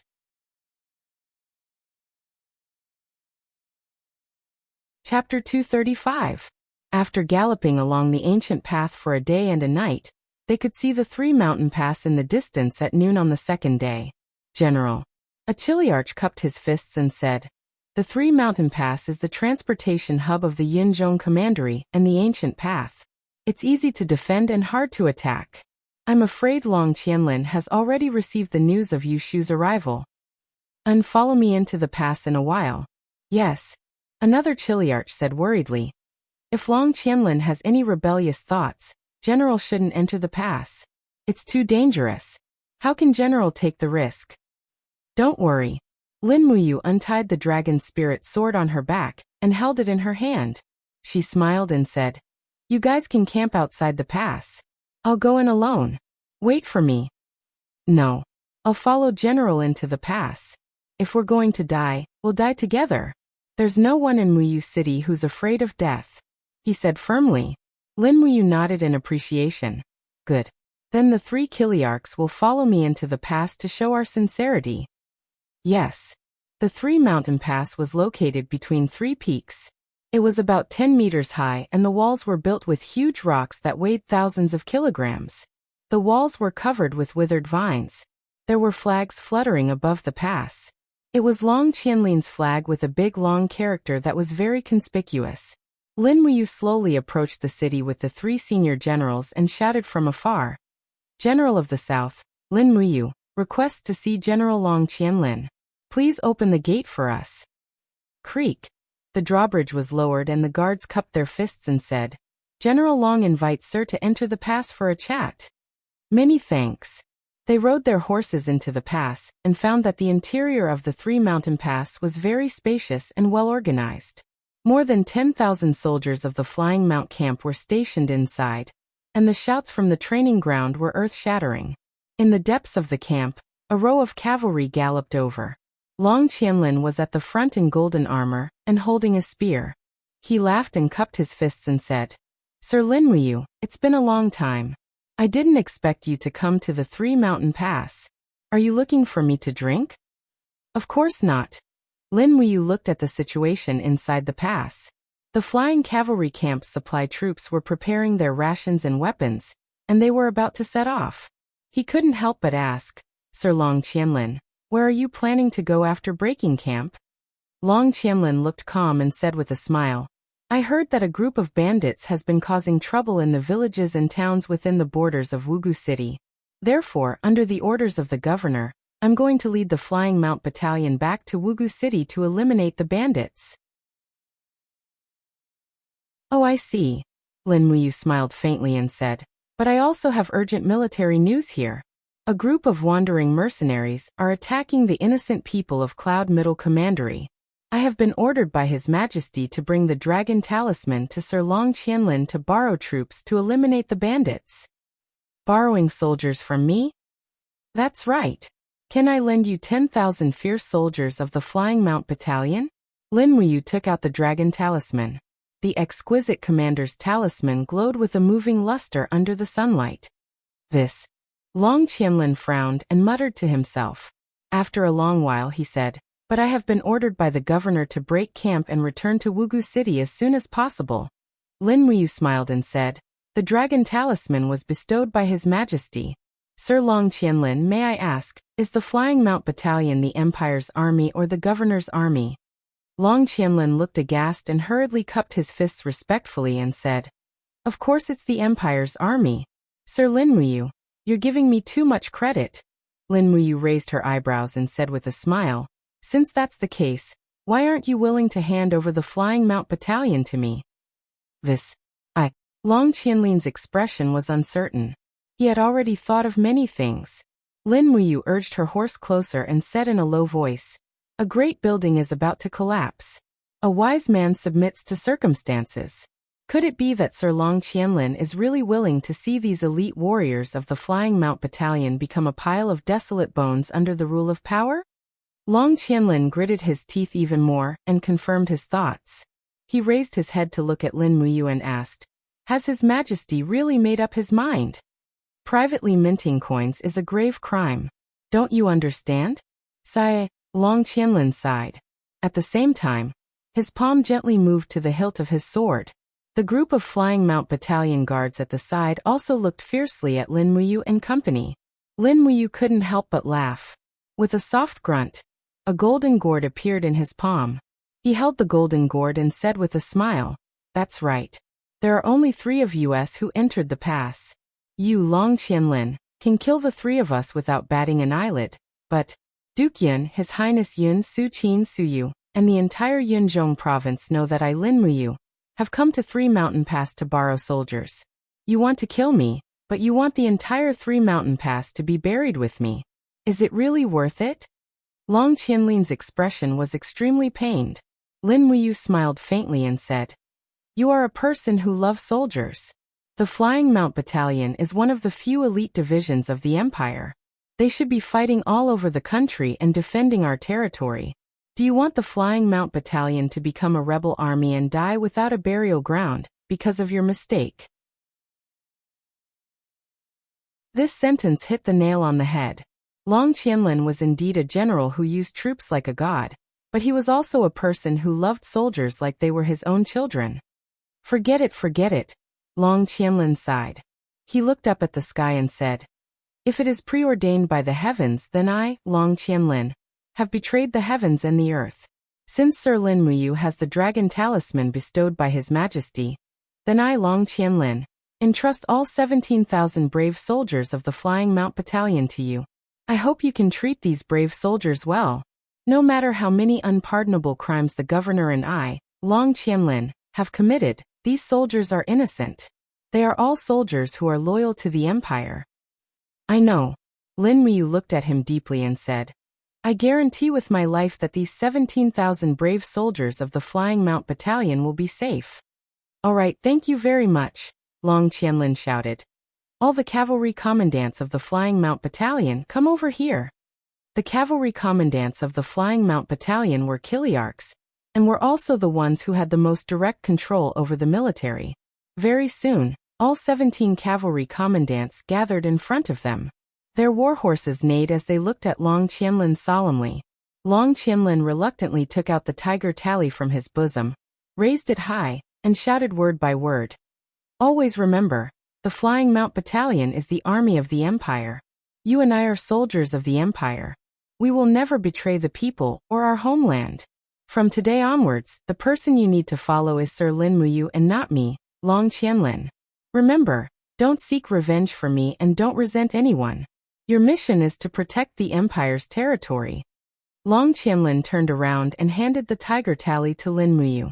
His eyes were red as he said, "From today onwards, the Flying Mount Battalion will be entrusted to you." All the cavalry commandants looked emotional and shouted, "We are willing to follow the general forever. The general can't abandon us like this." Long Qianlin shouted in a low voice, "All of you shut up. Remember, you are the soldiers of the Empire, not the soldiers of me, Long Qianlin. That's all I have to say. 3 Mountain Pass Imperial Guards, assemble and follow me." He turned his horse and left. Lin Muyu hurriedly asked, "Long Qianlin, where are you going?" Long Qianlin turned around. His handsome face was filled with helplessness and despair as he said, "The Five Valleys city has changed. Governor Hu Tianning has known me for a long time, and has shown me great kindness. He has admonished me to the death and fought to the death. I want to return to the Five Valleys city and die in battle, as my final gratitude to the governor." "Are you going to rebel with Hu Tianning?" Lin Muyu shouted. "Do I have a choice?" Long Qianlin was furious. Lin Muyu raised the tiger tally and shouted, "Flying Mount Battalion, listen up. Take down Long Qianlin." Long Qianlin suddenly drew his sword and shouted, "I want to see who dares to stop me." "Long Qianlin." Lin Muyu raised her voice and said, "Perhaps Hu Tianning originally didn't want to resist the army of Muyu City, but your going is tantamount to giving him hope. Do you know that you are helping the evildoer? Do you know how many soldiers will die tragically in Five Valleys City? How many wives will lose their husbands? And how many children will lose their fathers for your insignificant gratitude?" I, Long Qianlin suddenly trembled. He was dressed in military attire, but tears were flowing down his face. He suddenly sheathed his sword and said, "Then I will go alone. If I have to die, I, Long Qianlin, will die alone. No one can stop me." With that, the warhorse raised its front hooves and flew out of 3 Mountain Pass. Looking at Long Qianlin's back, Lin Muyu's expression was a little lonely. She frowned and said, "All commandants gather. Prepare to assemble the troops and follow me out of the pass." The commandants were dumbfounded. With Long Qianlin gone, Lin Muyu had become the highest-ranking person here. They were stunned for a moment. Then they all crossed their right hands in front of their chest and saluted. "Yes, my lord." In the afternoon, the 17,000 Flying Mount Battalion soldiers and the 3,000 cavalry of Muyu City gathered together.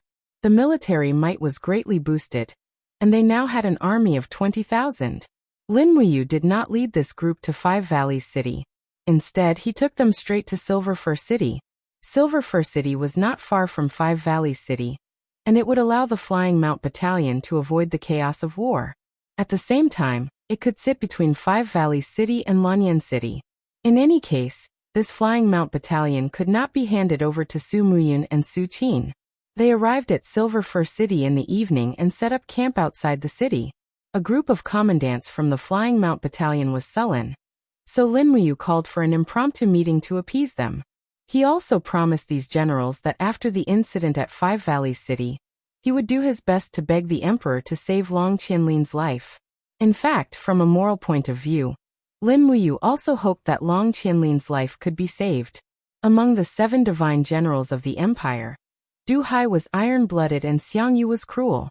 Feng Jixing, Qin Lei, and the others did not guard the borders. Lin Muyu had also heard of the other generals. Very few of them would treat human life as a big deal. This continent really needed a benevolent general like Long Qianlin. After nightfall, a messenger bird quietly landed at the head of Lin Muyu's bed. She took the letter tube. There was a piece of paper inside with a line of words written on it. My lord, the captain of the Flame Dragon mercenary band, by Lixing, has led 9,000 Flame Dragon mercenaries, and together with 7,000 mercenaries from the Ghost Domain mercenary band, a total of 16,000 people have surrounded the Dragon Rocky Mountain. They have threatened to destroy the Longdan army camp. Our army can only defend and not leave. They hope that my lord can send reinforcements immediately. Luoyu. The Longdan army camp has been surrounded. Lin Muyu let out a sigh. It just so happened that she had an army of 20,000 cavalry under her command. It could be put to good use. She quickly wrote back, defend and not leave. Wait for reinforcements.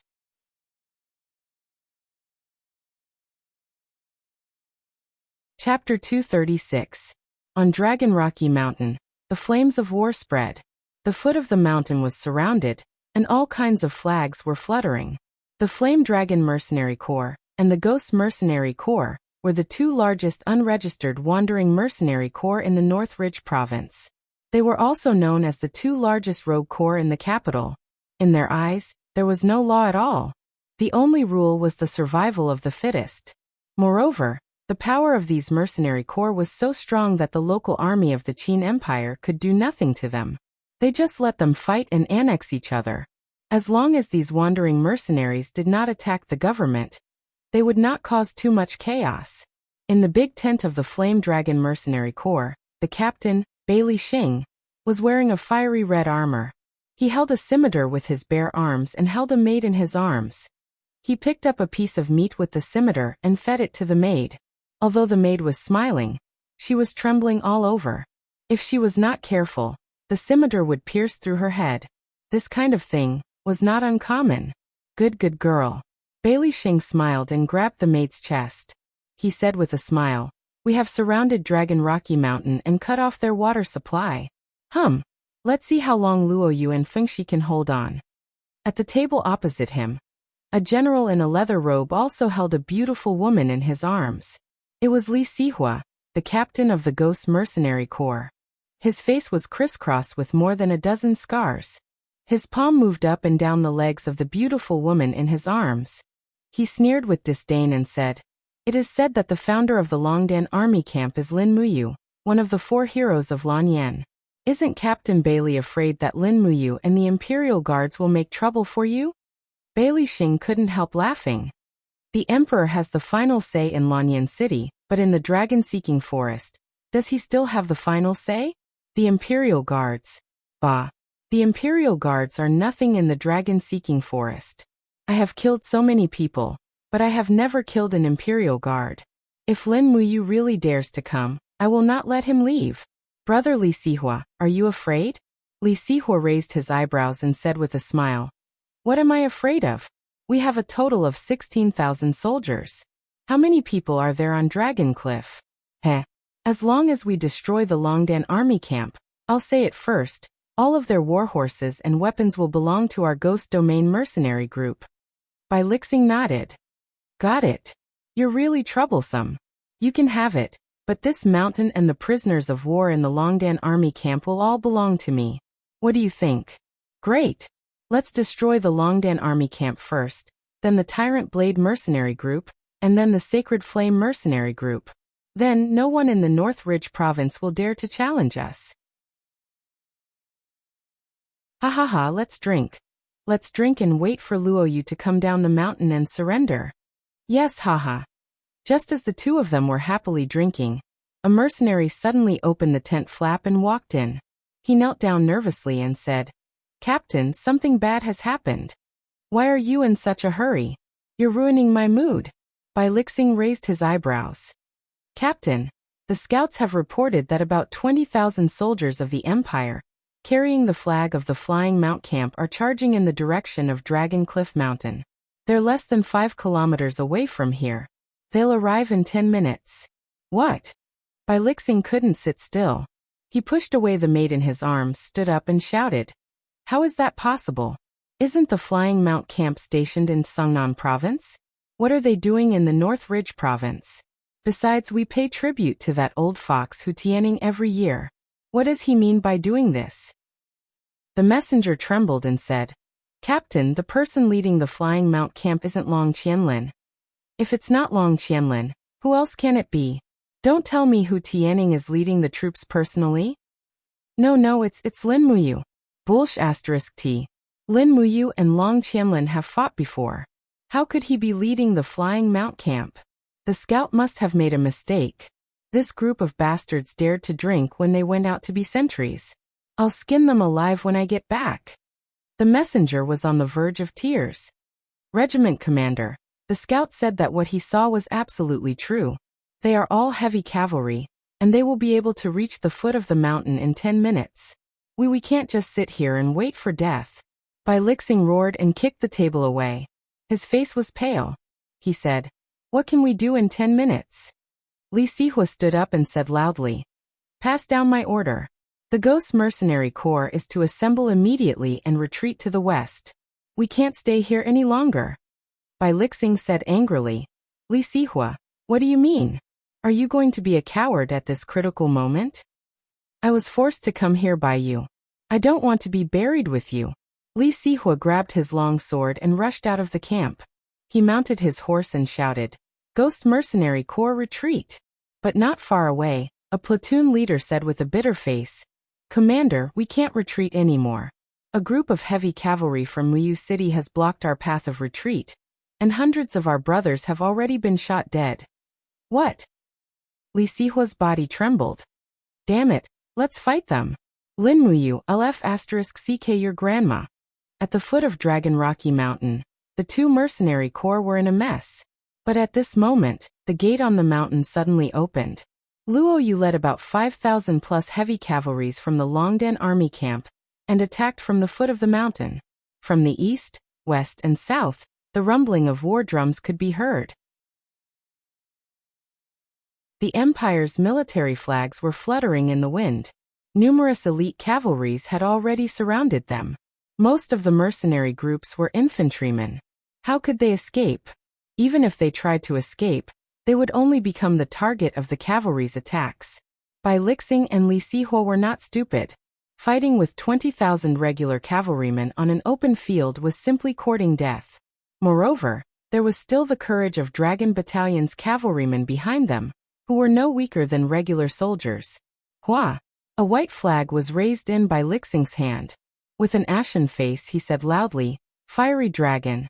Fiery Dragon Mercenary Corps is willing to surrender, willing to surrender. We surrender, please spare our lives." Amidst the clanking sounds, 16,000 people from the two mercenary corps actually surrendered without a fight. Their weapons were thrown on the ground. The mercenaries were so scared by the regular soldiers that their faces turned pale. They knelt on the ground and didn't even dare to breathe loudly. Lin Muyu rode out of the crowd with a few captain cavalry. She couldn't help but laugh secretly. What a motley crew. With this kind of combat power, they actually dare to occupy the mountain and call themselves kings. It's ridiculous. One of the captain cavalry laughed and said, "General, they must have been frightened by the reputation of the Flying Mount Camp." Another commandant wiped the bloodstains off his saber and said with a smile, "I don't think so. They must have been scared out of their wits by the hundreds of people we killed earlier. We killed hundreds of them, but we didn't even lose 10 of our own men." Lin Muyu rode over and looked at Li Sihua and Bai Lixing. She asked, "You two are the commanders of the Fiery Dragon Mercenary Corps and the Ghost Hunter Mercenary Corps?" "Yes." Bai Lixing knelt on the ground and kowtowed repeatedly. "I'm Bai Lixing, the commander of the Fiery Dragon Mercenary Corps. I'm willing to lead my 9,000 brothers to surrender to the Longdan Army Camp. Please accept us. I heard that the Longdan Army Camp has the positions of Commander, Deputy Commander, Dragon Commander, and Tiger Commander. I, Bai Lixing, only want to be a Dragon Commander. Lin Muyu looked at him disdainfully and said with a faint smile, but the Longdan Army Camp only wants dragons, not dogs. Commander Bai Lixing, how many bad things have you done? Do you still want to join the Longdan Army Camp? Bai Lixing hurriedly said, I didn't do that. Don't listen to other people's nonsense. At this moment, Luo Yu and Fengxi rushed over. After cupping their fists, Luo Yu sneered and said, My lady, this Bai Lixing has been tyrannical in his area of influence for so many years. He is known as a local tiger. It is said that he has 52 concubines, and his hands are full of blood debts. A month ago, they slaughtered a village in Linzhong Commandery. That night, Bai Lixing killed 17 people with one saber. I see. Lin Muyu turned over and got off the horse. She raised her hand and pulled out the dragon spirit sword. She smiled at Bai Lixing and said, Turn your head away. It's better if you don't see this kind of scene. Bai Lixing trembled all over. He raised his head and said, My lady, you want to kill me? Yes. You want to kill me? Bai Lixing suddenly revealed his fierceness. He grabbed the scimitar and rushed over. However, Lin Muyu's speed was faster. She gently swung her left arm, and a faint golden dragon coiled around it. The blow directly hit Bai Lixing's back. Suddenly, Bai Lixing spat out a mouthful of blood and knelt on the ground again. He didn't have any strength to fight back. Swoosh! The blade swept past and a head rolled out. Bai Lixing had been decapitated cleanly. A group of Flying Mount Battalion's commandants were stunned. They could see that Bai Lixing's strength was not bad.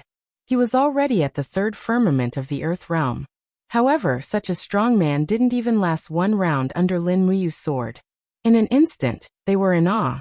Lin Muyu, one of the 4 heroes of Lanyan, wasn't as gentle as she looked. Once she became ruthless, she wasn't inferior to Long Qianlin, behead Li Sihua of the Ghost Domain mercenary group. Lin Muyu's voice was very calm. She said, Let these mercenaries identify each other. Behead all those who have killed civilians. The rest who are willing to stay in the Longdan Army Camp can stay. Those who are unwilling can be dismissed. From now on, the Flame Dragon Mercenary Group and the Ghost Domain Mercenary Group will no longer exist in this world. Luo Yu smiled slightly. Yes, my lady. Fengxi led everyone to do as she said. At this time, a Flying Mount Battalion's commandant walked forward and whispered, General, isn't it a little too cruel? Lin Muyu didn't deny it. She said, Yes, but so what? A life for a life. This is my rule. My lady is wise. In just half a day, 2 mercenary groups ranked 6th and 8th among the top 10 mercenary groups in Northridge Province disappeared. More than 500 people were executed on the spot, more than 11,000 people were dismissed, and more than 4,000 people were selected to join the Longdan Army Camp. At this point, the Longdan Army Camp had nearly 14,000 soldiers. It had become the most powerful mercenary group in Northridge Province. Moreover, it had a registered identity and was in existence that complied with the Empire's laws. While Luo Yu and the others were arranging people to bury the corpses, Lin Muyu had already mounted her horse. She ordered, Flying Mount Battalion, return to Silver Fir City. The majestic heavy cavalry left Dragon Rocky Mountain in the blink of an eye. Perhaps there were more important things waiting for them.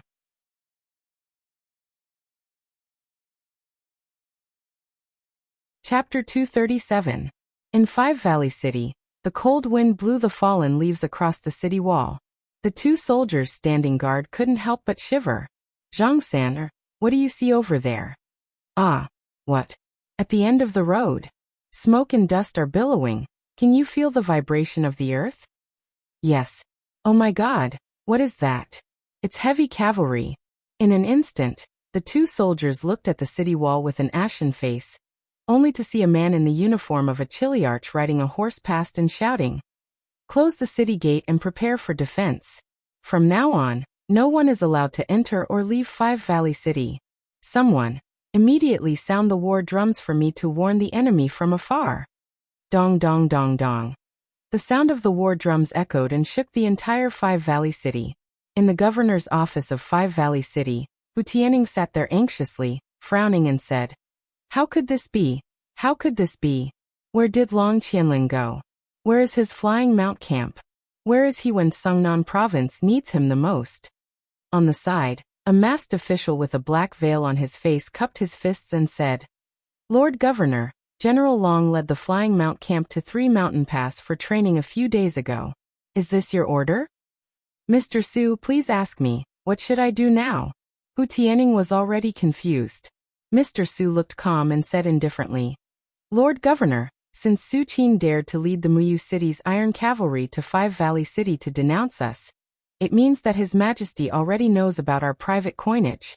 Su Qin only dared to come under His Majesty's imperial edict. At this time, if we send troops to fight, it is tantamount to confirming the crime of rebellion. Either way, we will die. In my opinion, it is better for us to go out of the city to meet Su Qin's army. Maybe there will be room for negotiation." "Room for negotiation?" Hu Tianning paced back and forth restlessly and said, "Private coinage is a capital crime. What room for negotiation is there?" "Sir, don't forget." Mr. Su smiled and said, "Your nephew, General Xiang Yu, is still serving as the commander of the military police in the capital. He is in charge of the rewards and punishments for all the high-ranking generals in the imperial army. Even Su Qin is wary of Xiang Yu. Moreover, you have always been on good terms with Divine Marquis. Even if you are escorted to the capital by Su Qin, as long as Divine Marquis and Xiang Yu work together to persuade His Majesty to give you a lighter sentence, you can still keep your life. As long as you are alive with our financial resources, why should we worry about not being able to make a comeback?" Hu Tianning's eyes lit up and he said, "Mister, you mean my only choice is to leave the city and surrender now?" "Yes." Mr. Su's eyes were bright as he said, "It's better than fighting to the death." "Don't worry, my lord. You've been operating in Blue South Province for many years and have many disciples. Moreover, we've already stored tens of millions of Jinxing coins near the Qinling Mountains. This subordinate will immediately order someone to bring the gold banknotes to the southern ridge and ask the king of South subduing Qin to plead on your behalf. Even if we can't keep the governorship, we can at least fight for the position of governor of Silver Fir City for you. What does my lord think?" "Okay, do it immediately." "Yes." Mr. Su quickly turned around and ordered his subordinates. He then walked over and said, "My lord, change your clothes. We should leave the city to welcome Su Qin's army. This Su Qin is known as the most powerful general in the empire. He may not have the patience to wait for us to delay." "Yes." Hu Tianning put on the governor's uniform and armor as he asked, "How many soldiers are left in the city?" Mr. Su said, 17,000 of the Flying Mount Battalion have been led out of the city by General Long. There are less than 30,000 soldiers in the city. According to reports, there are 70,000 heavy cavalry of Muyu City outside the city. Su Qin and Su Yu have led the Steel Blade Army and the Zither Dragon Army to the city first. They are determined to take Five Valleys City. My lord, we should prepare the governor's seal of Blue South Province. That's the only way." Hu Tianning took the seal from his subordinate and caressed the iron box with reluctance. His face was full of sadness as he said, "I didn't expect that I, Hu Tianning, would have such a day. If I knew this day would come, I wouldn't have conspired with the House of Chivalry to mint coins. Damn it. It's all Lin Muyu's fault. Otherwise, the secret of minting coins would not have been exposed." "My lord, it's too late to talk about it now. Let's go." "Okay." Amidst the sound of the war drums, the heavy cavalry of Muyu City outside the city was also noisy. They hit their shields with their swords and shouted together, "Hu Tianning, go out of the city to welcome the great general. Hu Tianning, go out of the city to welcome the great general."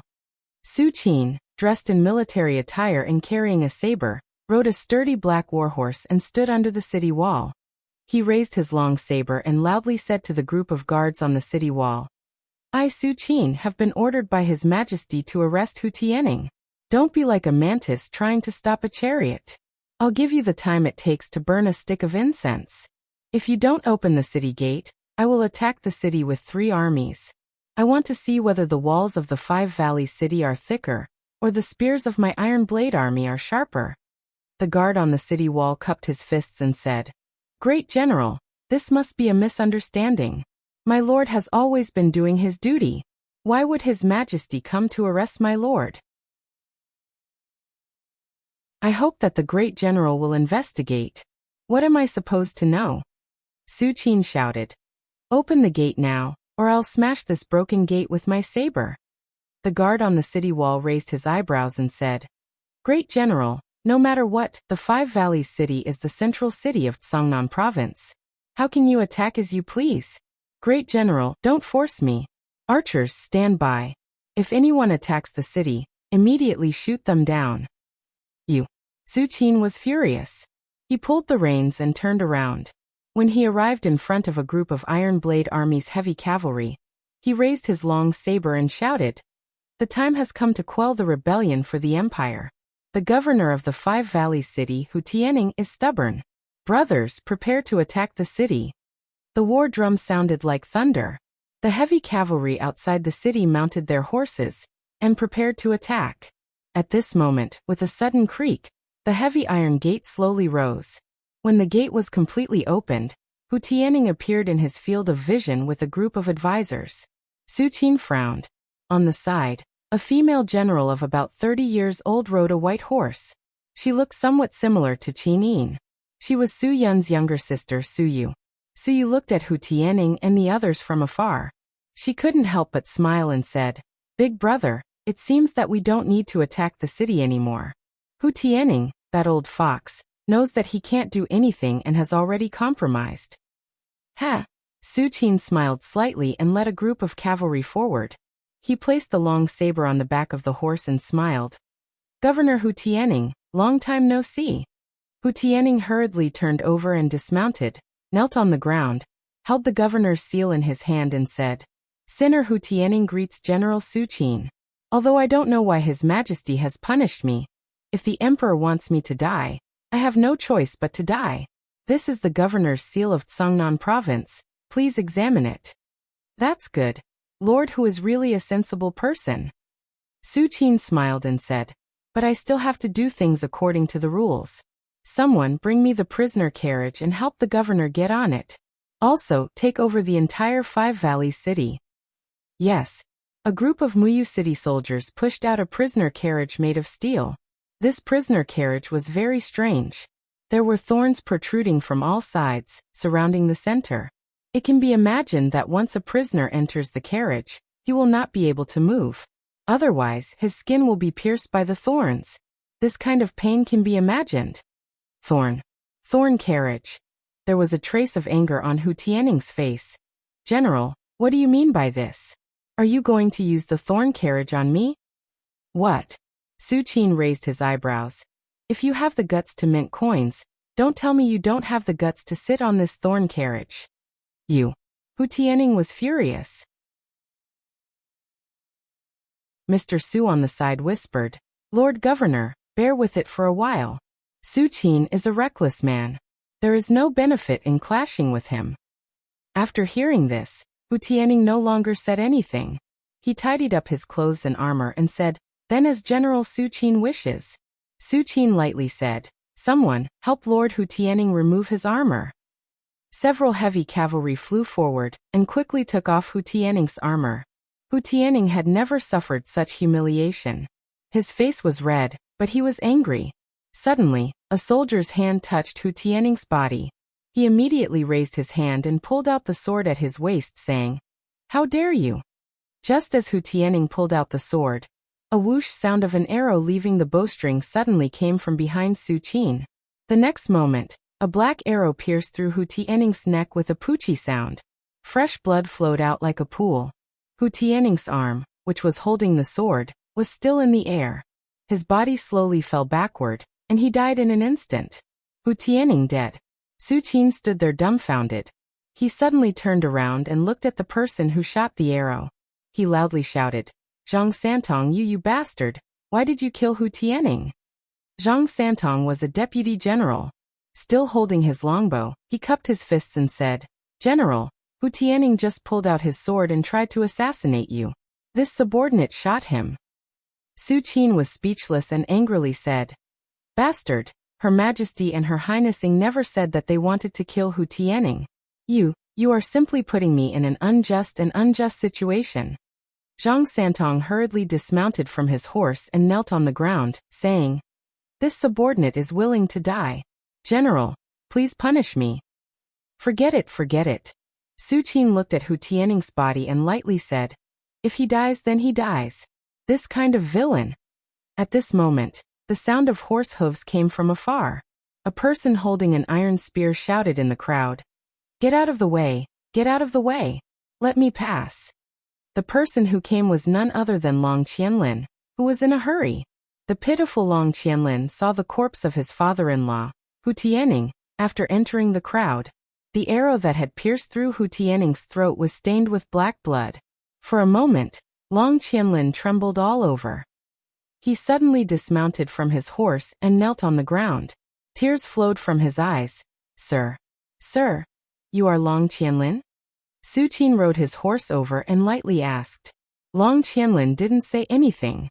He just carried Hu Tianning's corpse and walked step by step towards the Five Valleys city. "Stop right there!" Su Qin violently shouted. "Long Qianlin, how dare you!" At this moment, Long Qianlin had already reached the city gate. When he looked back, his eyes were filled with killing intent. He angrily shouted, "Close the city gate and fight!"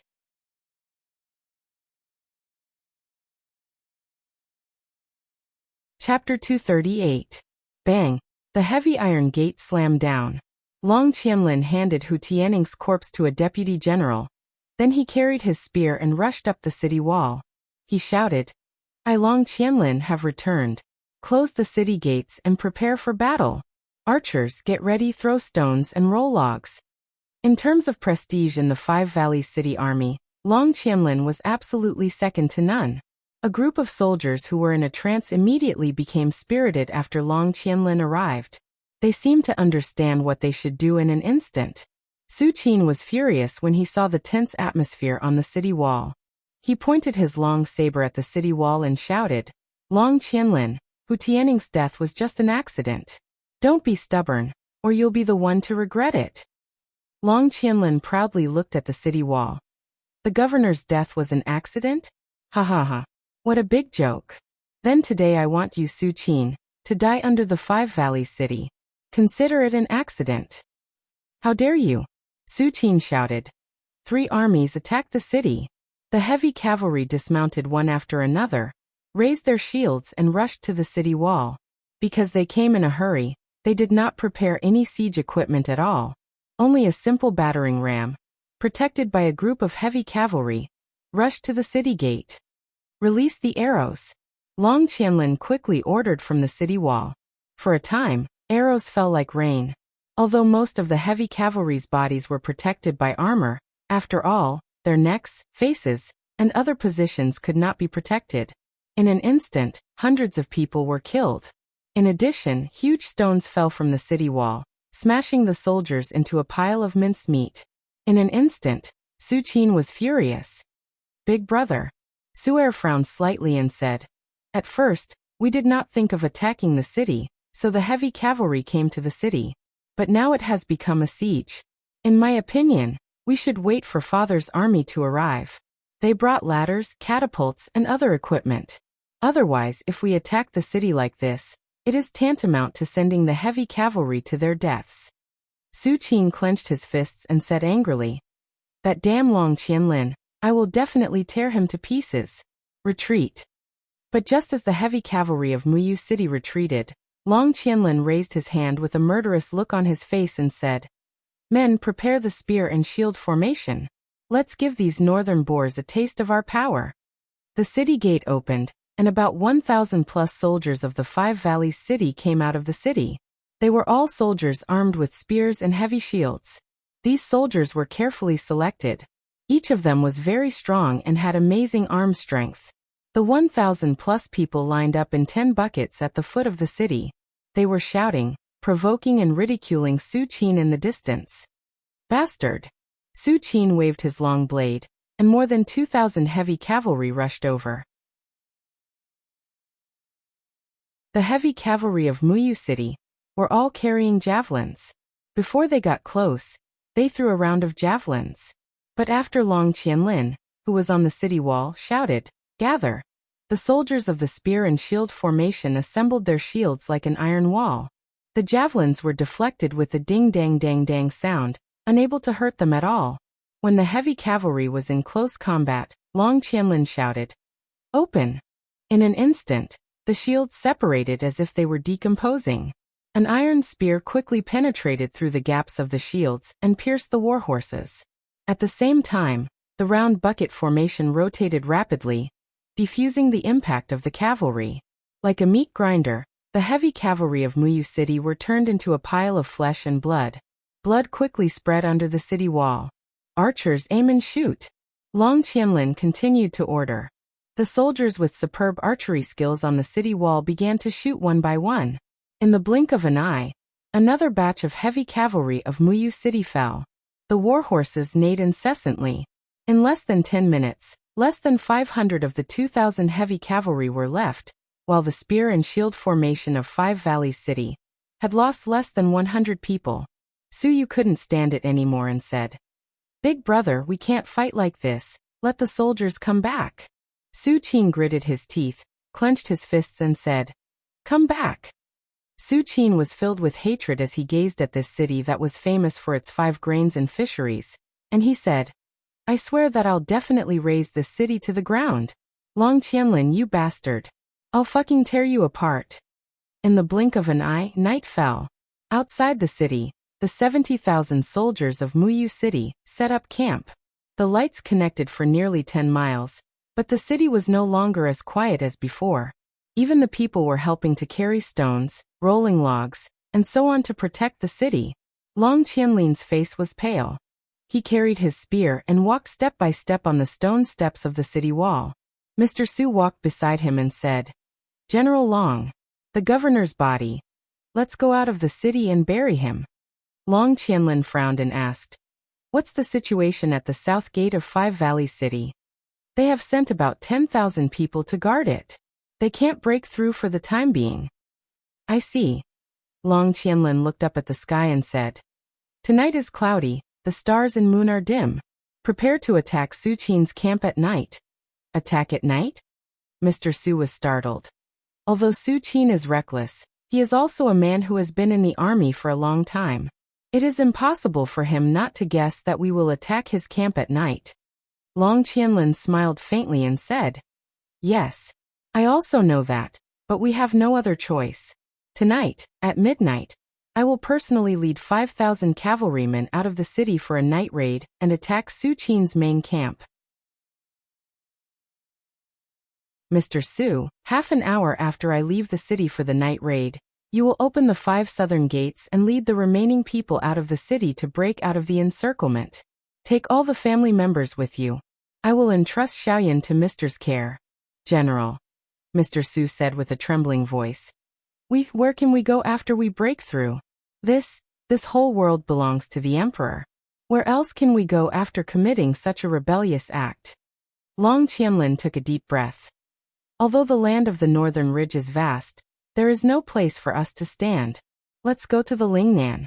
The 4 provinces south of the Qinling Mountains can be our hiding place. By the way, let's go to the Mingshan province, Yu City near Shangyang City. My cousin Lin Yu is in Yu City. If we go to him, I believe the Empire will not chase us there." "General Lin Yu?" Mr. Su was speechless. Lin Yu, one of the legendary 7 divine generals of the Empire, is General's cousin? "Yes, my hometown was originally in Yu City. Go, Mr. Su, go and prepare. We don't have much time. If I, Long Qianlin, can break through alive, I will go find you and Xiaoyan." "Yes." Mr. Su cupped his fists, knelt on the ground and said, "All the living people of Five Valleys City will thank General for your kindness. That Su Qin is reckless and cruel. He has been continuously defeated by General. Once the city is breached, he will definitely slaughter everyone." "Yes." Late at night, several gates of the north gate of Five Valleys City opened quietly. More than 5,000 cavalrymen, their hooves wrapped in cloth, quickly left the city and went straight to Su Qin's camp in the distance. Long Qianlin held his iron spear, his face was resolute. He desperately whipped his warhorse, as if he wanted to turn into a gust of wind and blow away the Muyu City army in front of him. Boom! Suddenly, there was a collapse in front of them. Dozens of cavalrymen fell into the pit. The other side was already prepared. Continue to charge, don't stop. Long Qianlin ordered loudly. Front, both flanks, cover with shields, be careful of their bows and arrows. Sure enough, as he expected, countless arrows flew out from both sides of the jungle and bounced off the shields. Of course, many of them directly shot into the bodies of the Five Valleys City cavalrymen. Miserable howls were heard, and in the blink of an eye, dozens of people were killed. At the very front, there was a blazing fire. An entire formation of heavy cavalry was already waiting there. Su Qin held the long saber and the reins, his face full of killing intent. Don't even think about leaving this place alive today. Kill. Long Qianlin led the crowd and rushed over without saying a word.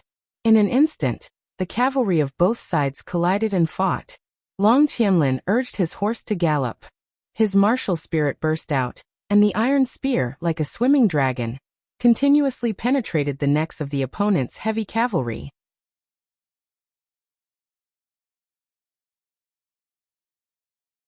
He put down the military book and looked up.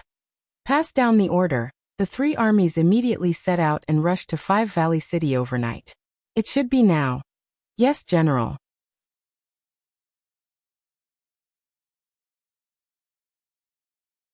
Chapter 239. Early in the morning, the snow was still falling. Clouds of smoke rose into the sky around the Five Valleys City. Corpses could be seen everywhere. All the civilians in the city did not dare to leave the city. Outside the north gate, a group of exhausted cavalrymen were dragging the corpses. According to the rules of the empire, the soldiers who died in battle were not qualified to be buried in their hometown. It was the same for the generals who were below the rank of centurion. All of them were buried on the spot to avoid the stench of the corpses. As if smelling the scent of blood, some wild dogs came out of the jungle to the north of the Five Valleys City, devouring the corpses everywhere. Even some young wolves appeared in groups, tearing the corpses of the dead soldiers. The scene looked a little unbearable to watch. After people died, there was no distinction. Whether it was the people of the Five Valleys City or the people of the Muyu City, their corpses had become the prey of wild beasts. Tuk tuk tuk. Su Qin's face was ashen. He let the snow fall on his shoulders and head. He looked at the tragic scene on the battlefield and said, "How many of them escaped?" Deputy General Zhang Santong cupped his fists and said, "Reporting to General, less than 20. Did you find Long Qianlin's body?" "No. Bastard." Su Qin punched the saddle and said, "We had 70,000 men surrounding the city and Long Qianlin escaped. This is a great shame for the Iron Blade Army." Zhang Santong's face was pale, and he did not dare to say anything. At this moment, Su Yu, who was inspecting the battlefield, also rode her horse over. Her originally elegant face was stained with blood. She raised her hand to wipe it off, but she did not manage to wipe anything off. She walked toward Su Qin and said, "Big brother, I've been to the southern battlefield. How is the situation?" Su Qin asked. Su Yu moved her red lips and wanted to say something but stopped. I asked you how is the situation?" Su Qin said with a heavy tone. Su Yu took a deep breath and said, "Big brother, the 10,000 cavalrymen we arranged at the south gate suffered a fierce attack last night. The defenders in the city rushed out and caused great damage to us." "How many people did we lose?" "Tell me." "More than 7,000 died, more than 2,000 were seriously injured and 4 to 5,000 were lightly injured." Su Yu said. "What?" Su Qin's body trembled slightly. His eyes were filled with hatred as he said, "That traitor Long Qianlin. He killed a total of 20,000 elite cavalrymen of my Twilight Rain city in a single battle. What a goddamn traitor." With that, Su Qin's body shook slightly and he spat out a mouthful of blood. The arrow wound on his chest oozed blood again. "Big brother, are you okay?" Su Yu asked. I'm fine, I'm fine. Su Qin looked at the Five Valleys city with a pair of cold eyes and murmured. The warriors of Cloud Province have suffered such a setback in this cursed city. It's all my fault. Come on, pass down my order. After the 3 armies are reorganized, enter the Five Valleys city and slaughter the city. He said it casually, but Su Yu's whole body trembled. Big brother, how could we do this? Why not? Su Qin's eyes were cold as he said, that's what our ancestors did. Any city that dares to rebel will be massacred.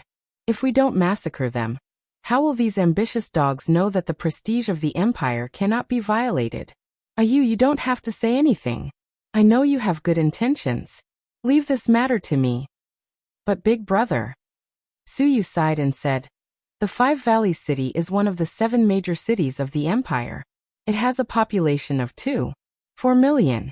Are you planning to kill all 2.4 million people? No, massacre the city for 3 days. Kill as many as you can. Su Qin clenched his fists and said, I've made up my mind. No one should say anything else. Otherwise, you will be punished according to military law. A trace of disappointment flashed across Su Yu's face. She cupped her fists respectfully and said, Yes, General. This subordinate has no objections. Heavy snow was still falling on the ground. The Steelblade Army and the Zither Dragon Army began to cook. Smoke rose from the chimneys. After breakfast, they would start a massacre. The order to massacre the city for 3 days had been issued. Apart from Su Yu, no one seemed to feel that there was anything wrong with it. There were too many precedents like this. The soldiers discussed animatedly with smiles on their faces. The unruly people of the Five Valleys city have raised a tiger in their bosom, allowing Hu Tianning to be so daring as to rebel. He deserves to be killed. A soldier with a face full of beard sneered as he drank the cold meat soup. Another soldier with a protruding mouth and monkey cheeks said with a face full of lust, Hey, let's make this clear. I'll choose first from the girls our Silver Spear Battalion has plundered. Wang Ergu, you pervert. Sooner or later you'll die on a woman's belly. A fat soldier laughed loudly. Wang Ergu said with a smile, There's a saying that if you die under a peony flower, you'll be dissolute even as a ghost. I've long heard that the girls of the Five Valleys city are all plump and tender. Hey, I've never played with them before. This opportunity has finally come. Bullsh *T, haven't you played enough? Anyway, when we massacre the city later, let's compete and see who kills more unruly people. The one who kills the least will treat us. How about it? Okay, it's a deal. Basically, this kind of conversation was going on in the barracks. Massacring the city was a disaster for the people, but for the soldiers who participated in the massacre, it was a crazy feast. Money, women, killing, lust, all of these would be infinitely magnified at this moment. At this moment, there was no longer any crime, only the most primitive desire. After breakfast, nearly 50,000 heavy cavalry mounted their horses, while Su Qin carried his long blade and stood in front of the crowd. At this moment, suddenly, a deputy general rode over with a group of about 300 plus Five Valleys city civilians behind him. The corner of his mouth had a sinister smile as he said, General, this group of unruly people actually wanted to secretly escape from the slope of the city wall on the west side. I discovered them in time, and have specially come to hand them over to the general to deal with. Su Qin's eyes were cold, and he stretched out his hand and made a kill gesture. First Battalion, follow me. The deputy general shouted. The phalanx of 500 cavalrymen immediately rushed over, their spears piercing and their broadswords slashing. Puff, puff, puff. With a puff, puff, puff sound, blood spurted out, and screams sounded one after another. Regardless of the old or the young, they were all beheaded. In the blink of an eye, more than 300 civilians were dead, and finally, there was only a child about 4 or 5 years old left standing in the pile of corpses, crying loudly. Su Qin's eyes swept over and lightly asked, What's wrong? Can't bear to do it? Zhang Santong quickly raised his longbow, and with a whoosh, an arrow flew out and directly shot through the child's heart. The strength of the arrow was too fierce, and the arrow was infused with true qi, directly blasting a big hole in the child's chest. His entire heart was instantly crushed, and the child did not even have the chance to scream before he died. He died on the spot. Prepare to enter the city. Su Qin raised his long blade. But at this moment, the ground suddenly trembled slightly, and messy and dense sounds of horse hooves came from afar. Su Qin immediately frowned and asked, "What's going on?" A light cavalryman galloped over, cupped his fists and said, "Reporting to the great general, the general of the south Lin Muyu, is leading nearly 20,000 heavy cavalrymen on the main road. It seems to be the army of the Flying Mount Camp." "Oh, it's you." Su Qin laughed and said, "That kid transferred the Flying Mount Camp from Long Qianlin's hands, minimizing the losses of our army. It can be considered a great contribution, since he is also here. Then share some of the credit for the massacre of the city with him. Let's wait for a while, and let you lead his men into the Five Valleys city to massacre the city." Yes. Not long after, the neat silhouettes of the Flying Mount Camp soldiers appeared on the horizon. Lin Muyu, who was dressed in the white robe of the Divine Temple, rode his horse at the forefront.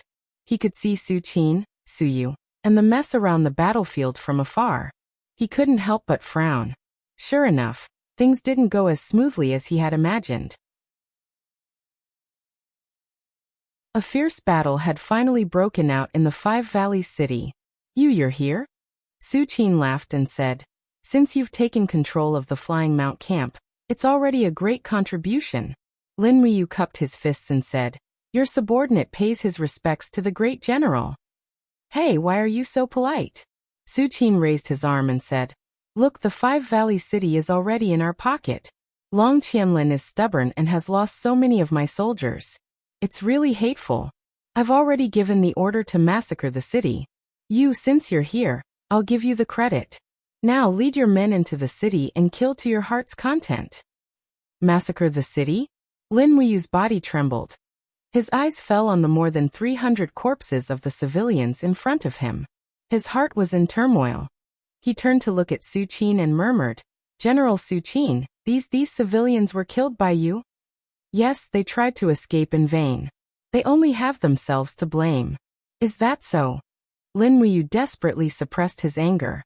He cupped his fists and said, "General, I think that since we've taken the city, we've already completed His Majesty's edict.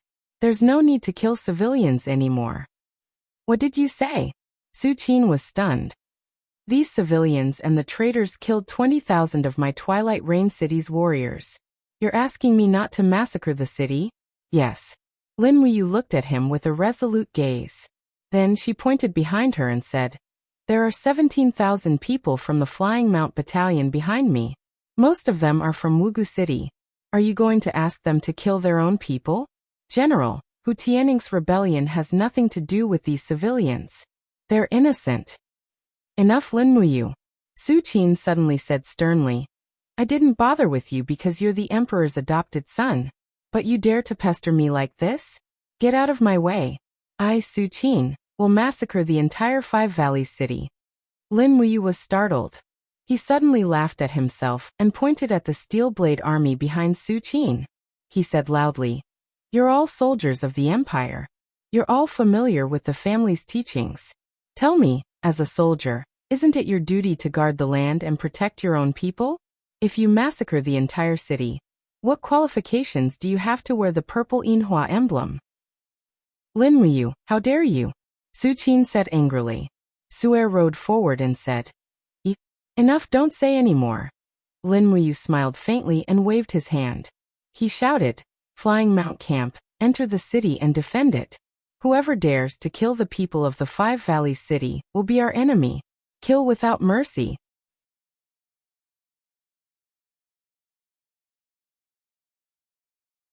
Chapter 240. Lin Muyu, how dare you? Su Qin was furious. He jumped from the horse's back, and his dou qi overflowed. He condescendingly slashed towards Lin Muyu, his eyes full of killing intent. This was probably the first time Su Qin had been humiliated like this.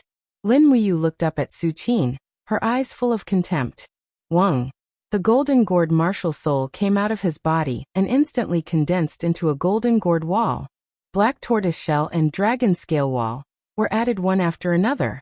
He was going to use the defense of his martial soul to take this attack. Bang! Light splashed, and Su Qin's attack was directly bounced back. But as a great general, how could he still have any face after such a collision? He raised his sword and slashed in an arc. Lin Muyu gritted his teeth, and his douqi quickly poured into his left arm. His divine power was enshrouded in a golden dragon-shaped psionic energy, as if forming a shield, and blasted towards Su Qin's sword. Dang! The moment Su Qin's sword touched Lin Muyu's arm, there was a sound of metal colliding with stone, and the blade immediately collapsed. What? Su Qin turned around and landed on the horse. Looking at the short sword in his hand, the horror in his heart was extreme. This was a mysterious grade 3 treasure sword. Yet it was blocked by Lin Muyu with his bare hands and broke. Enter the city. Taking advantage of Su Qin's shock, Lin Muyu waved his hand, and suddenly a group of cavalry captains of the Flying Mount camp took advantage of the situation and led the army into the Five Valley City. At this moment, this group of cavalry captains really submitted to Lin Muyu, the temporary commander. They were willing to challenge Su Qin for the sake of the Five Valley City. In Lin Muyu, they even saw the shadow of Long Qianlin. Why are you doing this? Su Yu sighed. Lin Muyu cupped her hands and said, I am the adopted son of the emperor.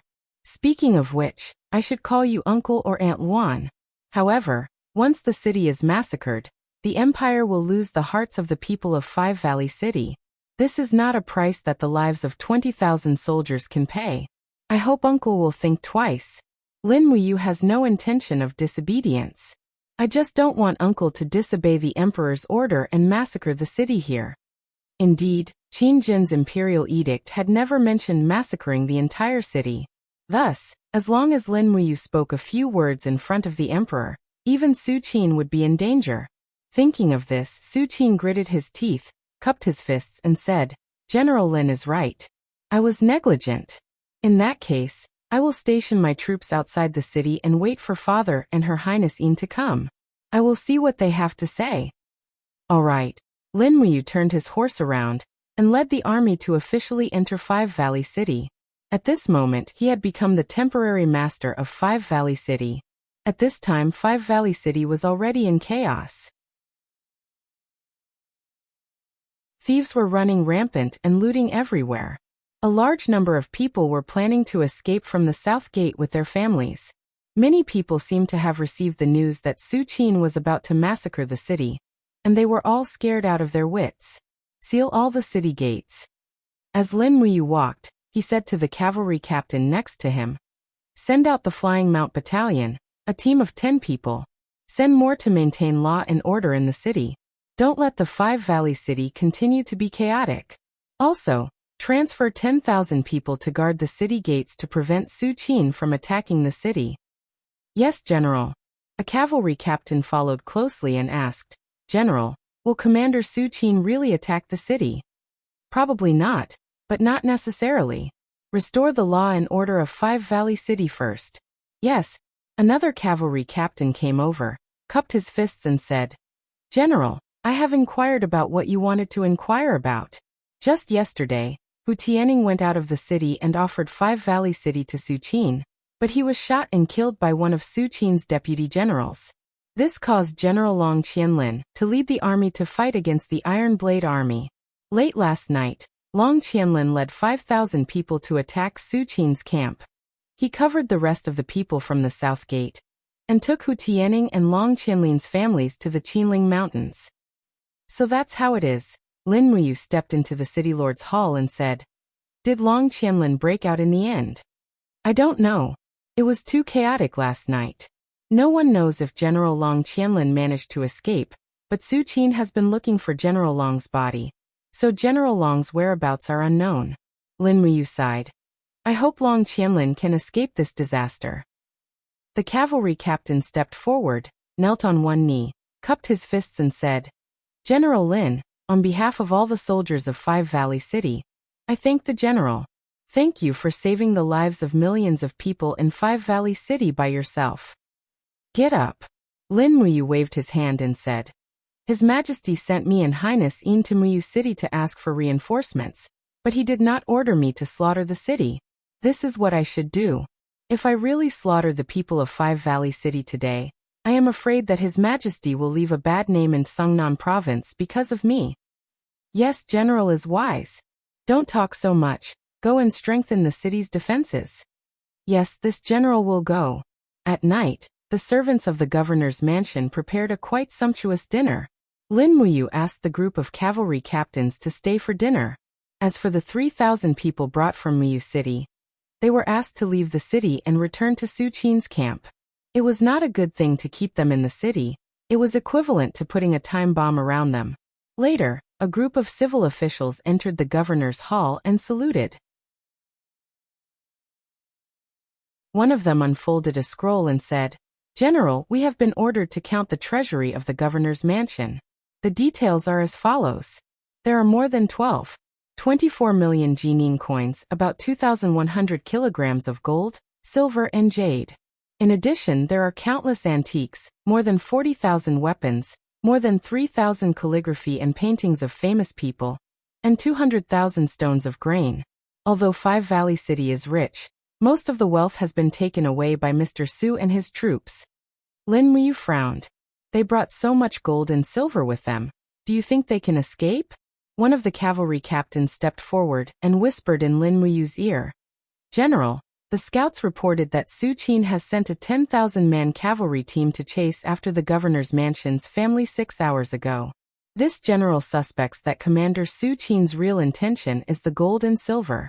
Moreover, with Commander Su Qin's current temper, as long as he catches up, the family will most likely die.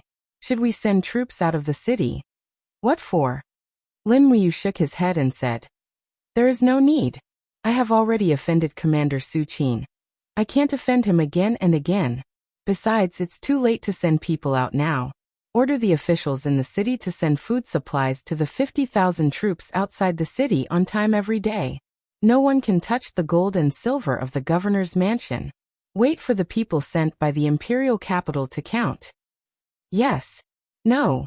What's wrong, sir? How many Jining coins are in the governor's mansion's treasury?" 24 million.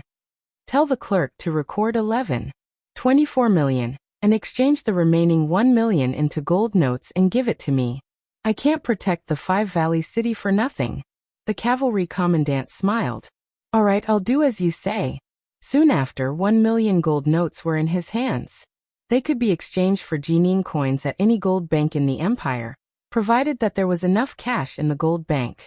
In fact, Lin Muyu originally did not intend to deduct the money from the Five Valley City, but the Longdan army camp was expanding again and needed money too much. This money could not be allocated by the Ministry of Revenue of Lanyan City, so Lin Muyu could only think of a way herself. Besides, even if Lin Muyu did not use the 24 million Jining coins, someone else would naturally use it. At that time, it would not be worth it. The next day, he directly sent 1 million gold notes to Luoyu. In this way, the Longdan army camp's recent expenses would definitely not be a problem. On the 7th day, Su Muyun and Qin Yin finally arrived. 100,000 infantrymen appeared in the Seongnan province, and quickly recovered all the prefectures and counties. As a result, the power of the entire Seongnan province fell into the hands of Qin Yin. At noon, banners fluttered in the distance, and the advance guards arrived at the foot of the city. Lin Muyu ordered the city gates to be opened wide to welcome Qin Yin and Duke Yin. She also personally led the civil and military officials of the Five Valleys City out of the city to welcome them. A large group of people stood shivering in the snow and waited for more than an hour. Finally, Su Muyun, Qin Yin, and the others came out of the snow. At the same time, Su Qin and Su Yu also accompanied them. "Big brother Yu." Qin Yin turned over and dismounted from the horse. She walked over with a smile. She had already changed into the princess cloak, and looked extremely graceful and luxurious. Lin Muyu walked forward and looked at Su Muyun from afar. Suddenly, she stood in the snow, crossed her fists in front of her chest, and gave an imperial military salute. She said in a deep voice, "Lin Muyu apologizes to Duke Yun." Su Muyun brushed off the snow on his shoulder armor and said with a smile, "You, what do you mean by apologizing to me?" Lin Muyu said, "I occupied the Five Valleys City without authorization and blocked Su Qin and Su Yu's army outside the city. Other than the crime of acting alone, I also committed the crime of disrespecting my elders. I asked Duke Yin to forgive me. So it's this? Su Muyin squinted his eyes and asked with a smile. Can you tell me why you stopped Su Qin from massacring the city? Lin Muyu took a deep breath and looked up at Su Muyun, who was on the horse. She said, massacring the city can establish prestige, but His Majesty is a benevolent ruler. He doesn't need to do this. A little massacring the city will cause His Majesty to lose the people's support, and the consequences will be unimaginable. A wise ruler should be respected by the officials and loved by the people, not loved by the officials and respected by the people. Well said. Su Muyin laughed loudly and dismounted. He helped Lin Muyu up from the snow and said, I can rest assured with you assisting Xiao Yin in the future. Get up, get up. What crime did you commit? Come into the city with me. Yes, Duke Yin. Although Su Muyin was very benevolent, Lin Muyu still felt a little unsettled. Many truths in this world were not as simple as they seemed on the surface, and the scene in front of her was no different. Not long after they entered the city, news came from afar. The commander of the Imperial Guards, Feng Jixing, led 5,000 Imperial Guards and would arrive at the Five Valleys city in 2 hours. Moreover, they came under the Emperor's imperial edict.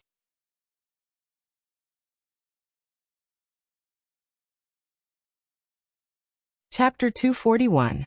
Feng Jixing's face was full of respect as he held the golden imperial edict in his hands and walked up the stone steps of the governor's manor. Behind him, a group of high-ranking imperial army generals followed closely. Among them was a general with a face full of beard and 2 gold stars on his collar. His military rank was very high and he was the deputy commander of the imperial army, Si Kongfan. He was a powerhouse at the first level of Heaven Realm. Su Muyun, Su Qin, Lin Muyu, and the others knelt on one knee on the cold stone floor and said in unison, "We accept the imperial edict." Feng Jixing smiled and unfolded the scroll. The fate of the Great Qin is decided by the heavens and by the emperor. The emperor has ordered that General Su Qin will be rewarded with 10,000 hectares of fertile land and 100,000 Jining coins for his contribution in quelling the rebellion. General Lin Muyu escorted Her Highness Qin Yin to Muyu City with the imperial edict and was rewarded with 100,000 Jining coins. Today, the commander of the imperial army, Feng Jixing, will lead his troops to Wugu City to take over all the military and political power. The deputy commander of the imperial army, Si Kongfan, will be appointed as the governor of Tsangnan province and will be in charge of all the military and political affairs in the province. The flying cavalry battalion that Lin Muyu controls will be handed over to Feng Jixing to bring back to Lanyan City. I have not seen General Yin for a long time. Please, General Yin, Su Qin, Su Yu, Her Highness Qin Yin, and Lin Muyu to return to Lanyan City together with me. All the troops of Muyu City must return to their camps within 3 days without any delay. I accept the imperial edict. Su Muyun slowly stood up and took the imperial edict from Feng Jixing's hands. Feng Jixing took a step forward and held Su Muyun's arm. He smiled and said, "Duke Yin is old, but you are still able to work hard for the country. His Majesty has instructed before that Duke Yun is to go to Lanyan City with the etiquette of a duke. There's nothing you don't need." Su Muyun cupped his fists in gratitude and said to the west, "Thank you, Your Majesty, for your grace."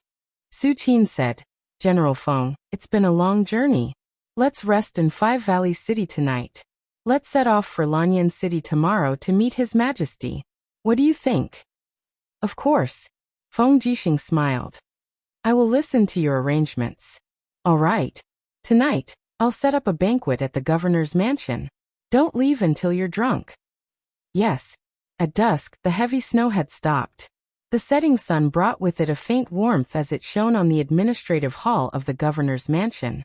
Qin Yin was lazily lying on the chair beside the huge office table. She pushed away the documents on the table and stretched her body. At this moment, her demeanor was peerless and intoxicating. Lin Muyu, Feng Jixing, and Si Kongfan swallowed their saliva at the same time. "Big brother, you come here." Qin Yin smiled and beckoned.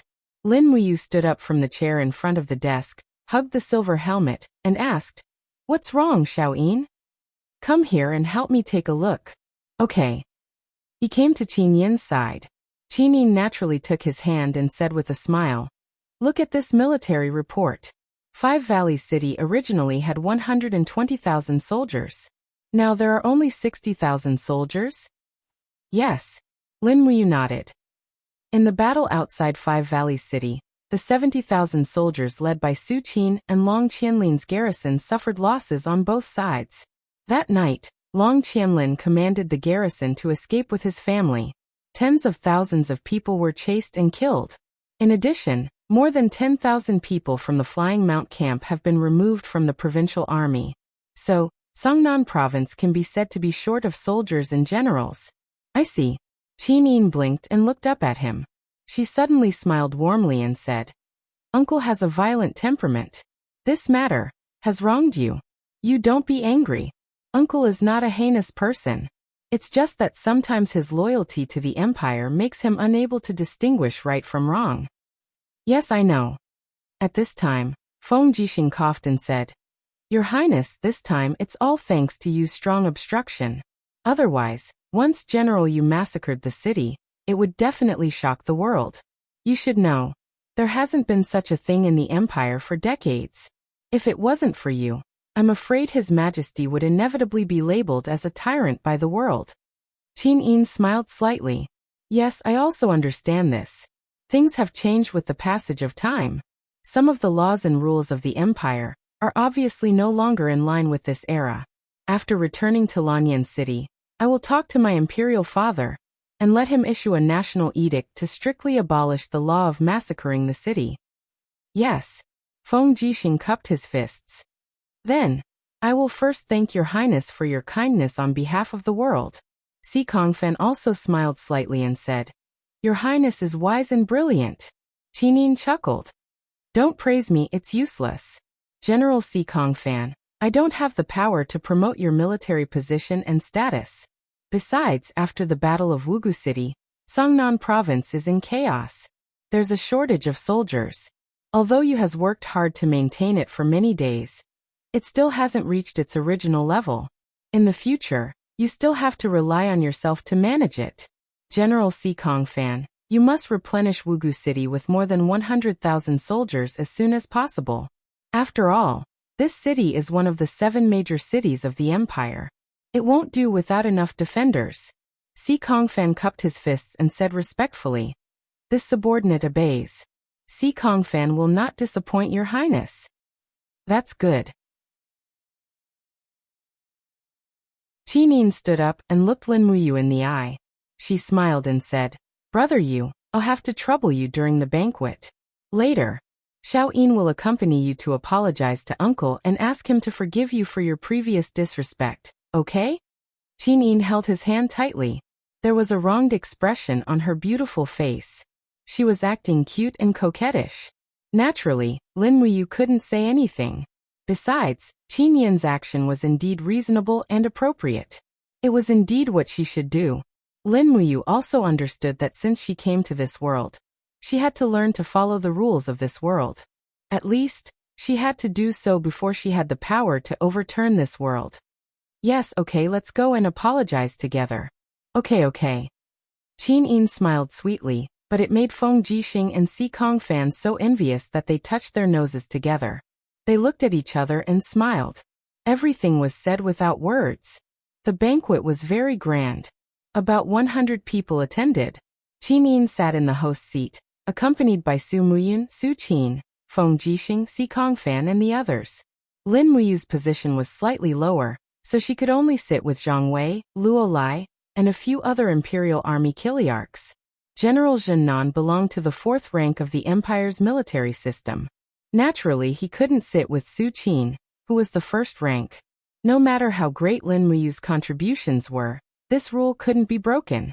Five Valleys City was rich and populous, so there was naturally a lot of food and wine stored in the city. In addition, there were many beautiful women in Five Valleys City. Even the maids who held the wine jug were quite beautiful. Zhang Wei and Luo Lai chatted happily, but Lin Muyu held her wine cup and drank cup after cup. She looked at Su Qin, Si Kongfan, and the others from afar and felt a little disgusted. After 3 rounds of wine, when everyone was a little tipsy, Qin held a jade cup in one hand and lifted the hem of her skirt with the other. She walked to Lin Muyu's side and said with a smile, "Brother Yu, let's go and apologize." Okay. Lin Muyu untied his sword and placed it on the table. He picked up his wine cup and stood up. Qin naturally held his arm, looking like a brother and sister. The two of them came before Su Qin. Qin Yin's face was filled with a bewitching, sweet smile.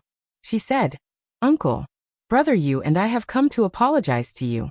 I hope you can forget the unhappy things that happened in Five Valleys City, okay?" Su Qin was stunned. He quickly cupped his fists and said, "I dare not, Your Highness." Lin Muyu held the cup with both hands and said, "General, I have offended you before. I hope you can forgive me." "You don't be so polite. I was indeed a little impulsive at that time. Since we are family, let's not talk too much. Come, let's drink this cup of wine and pretend that nothing happened." Yes. The wine was very sweet. Su Qin drank this cup of wine and put it down. He raised his eyebrows and once again cupped his fists and bowed to Qin Yin. He said with a smile, "Xiao Yin, I did not go to Lanyan City to see His Majesty empty-handed." "Oh, did Uncle bring a gift for Imperial Father?" "Of course." Su Qin chuckled and said, "Does Xiao Yin want to see it?" "Of course, show it to me quickly." "Okay." Su Qin clapped his hands and said loudly, "General Zhang Santong, bring the gift here." "Yes." Zhang Santong walked in from outside with a silver box. His dark blue cloak fluttered in the wind. He was in high spirits, as if he had done something great. He handed the box to Qin Yin and said respectfully, "Your Highness, this is General's gift to His Majesty." "Open it." "Yes." The moment the box was opened, Qin Yin let out a low scream and turned around to throw herself into Lin Muyu's arms. Lin Muyu hugged Qin Yin with one arm and leaned over to take a look. To her surprise, there was a bloody human head in the box. The blood had already frozen into frost. The dead man's eyes were wide open, as though he had died with a grievance. It was as though he was about to come back to life at any moment. It was none other than Hu Tianning. Lin Muyu's heart sank. He closed the box and held Qin Yin's slender waist with one hand. He turned around and asked, "General, how did Hu Tianning's head come about?" Su Qin raised his eyebrows and said, "A few days ago, I ordered Zhang Santong to lead the elite cavalry to hunt down Hu Tianning and Long Qianlin's family members. We even intercepted their remaining members just now, so we chopped off Hu Tianning's head as a gift to His Majesty." "Humph, Hu Tianning was so daring that he minted coins privately. He deserved to die. Your Highness, what do you think of this gift?" Qin Yin was startled by the gift in the box. She regained her composure and said with a calm gaze, "I believe that Father will be very satisfied with this gift." "Haha, that's good." Su Qin raised his hand and drank another glass of wine. The red wine flowed down the corner of his mouth like blood. Zhang Santong walked out with the box. Lin Muyu hurriedly chased after him. She stepped on the snow in the Governor-General's manner and asked, "General Zhang, please wait a moment." "What's wrong, General Lin? Is something the matter?" Zhang Santong asked respectfully. "Since we caught up to Hu Tianning's body, then, do we have any information on Long Qianlin's whereabouts?" Lin Muyu asked. Zhang Santong grinned and said, "Long Qianlin, that treacherous traitor, has probably died in the chaos? I didn't see him." "Then, what about Hu Tianning and Long Qianlin's family members?" "We've captured them all. They're locked up in the Five Valleys City's imperial prison." "I see. Yes. General, I'm going to check on them." "Excuse me." All right."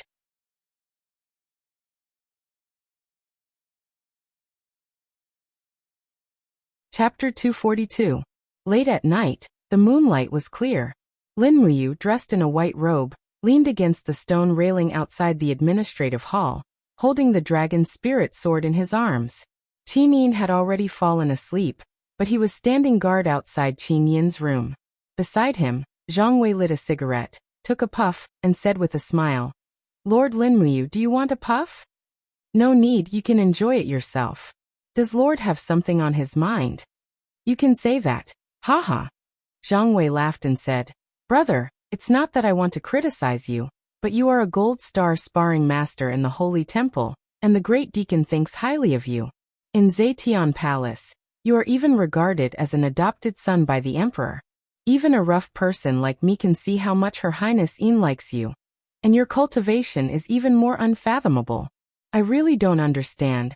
What is there to be dissatisfied with after reaching this stage? Your worries. Could it be about how to marry Her Highness Een? That's true. Ha, she is the only crown prince, and there are countless people who want to marry her, but there are only a few who can marry her, and only the nobles and the grand dukes can marry her. Lin Muyu curled his lips. Old Zhang, what are you thinking about? I've never thought about this. Then do you love Her Highness? Zhang Wei suddenly rubbed out the cigarette, butt and asked with a smile. Lin Muyu was stunned.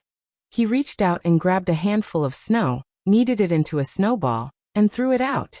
He said in a low voice, Love. Ha ha ha. Zhang Wei laughed. You young people are so pretentious.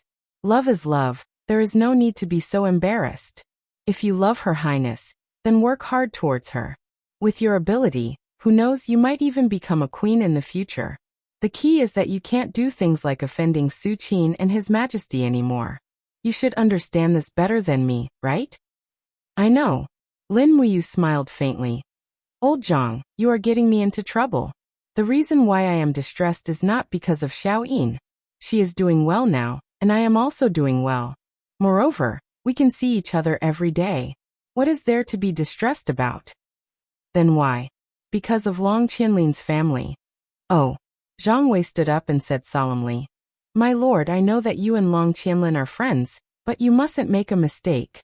Long Qianlin is now a traitor of the empire. His family members are also guilty of the same crime. If my lord saves Long Qianlin's family members, and this matter reaches His Majesty's ears, I'm afraid that old man Zheng Yifan will have something to use against you. I know. Lin Muyu looked up at the bright moonlight and said. But Long Qianlin trusted me so much that he handed over the 17,000 winged cavalry battalion to me. If I can't even save his wife, what will the world think of me, Lin Muyu? Zhang Wei's body trembled as he said, If you're determined to save Long Qianlin's wife, then I, Zhang Wei, am willing to go with you. How are you going to save her? Lin Muyu asked. Zhang Wei squinted his eyes and said with a smile, It just so happens that there are two groups of people guarding the prison. One group is the Imperial Army, and the other group is the Iron Blade Army of Muyu City. The Imperial Army will replace them in the latter half of the night. They are all my people. Tonight, I will create chaos and seize the opportunity to save Long Qianlin's wife. But I can only save one person. Okay. Lin Muyu nodded and said, Tonight, I will take the initiative to take the winged cavalry battalion to patrol the city. When the time comes, I will pick you up.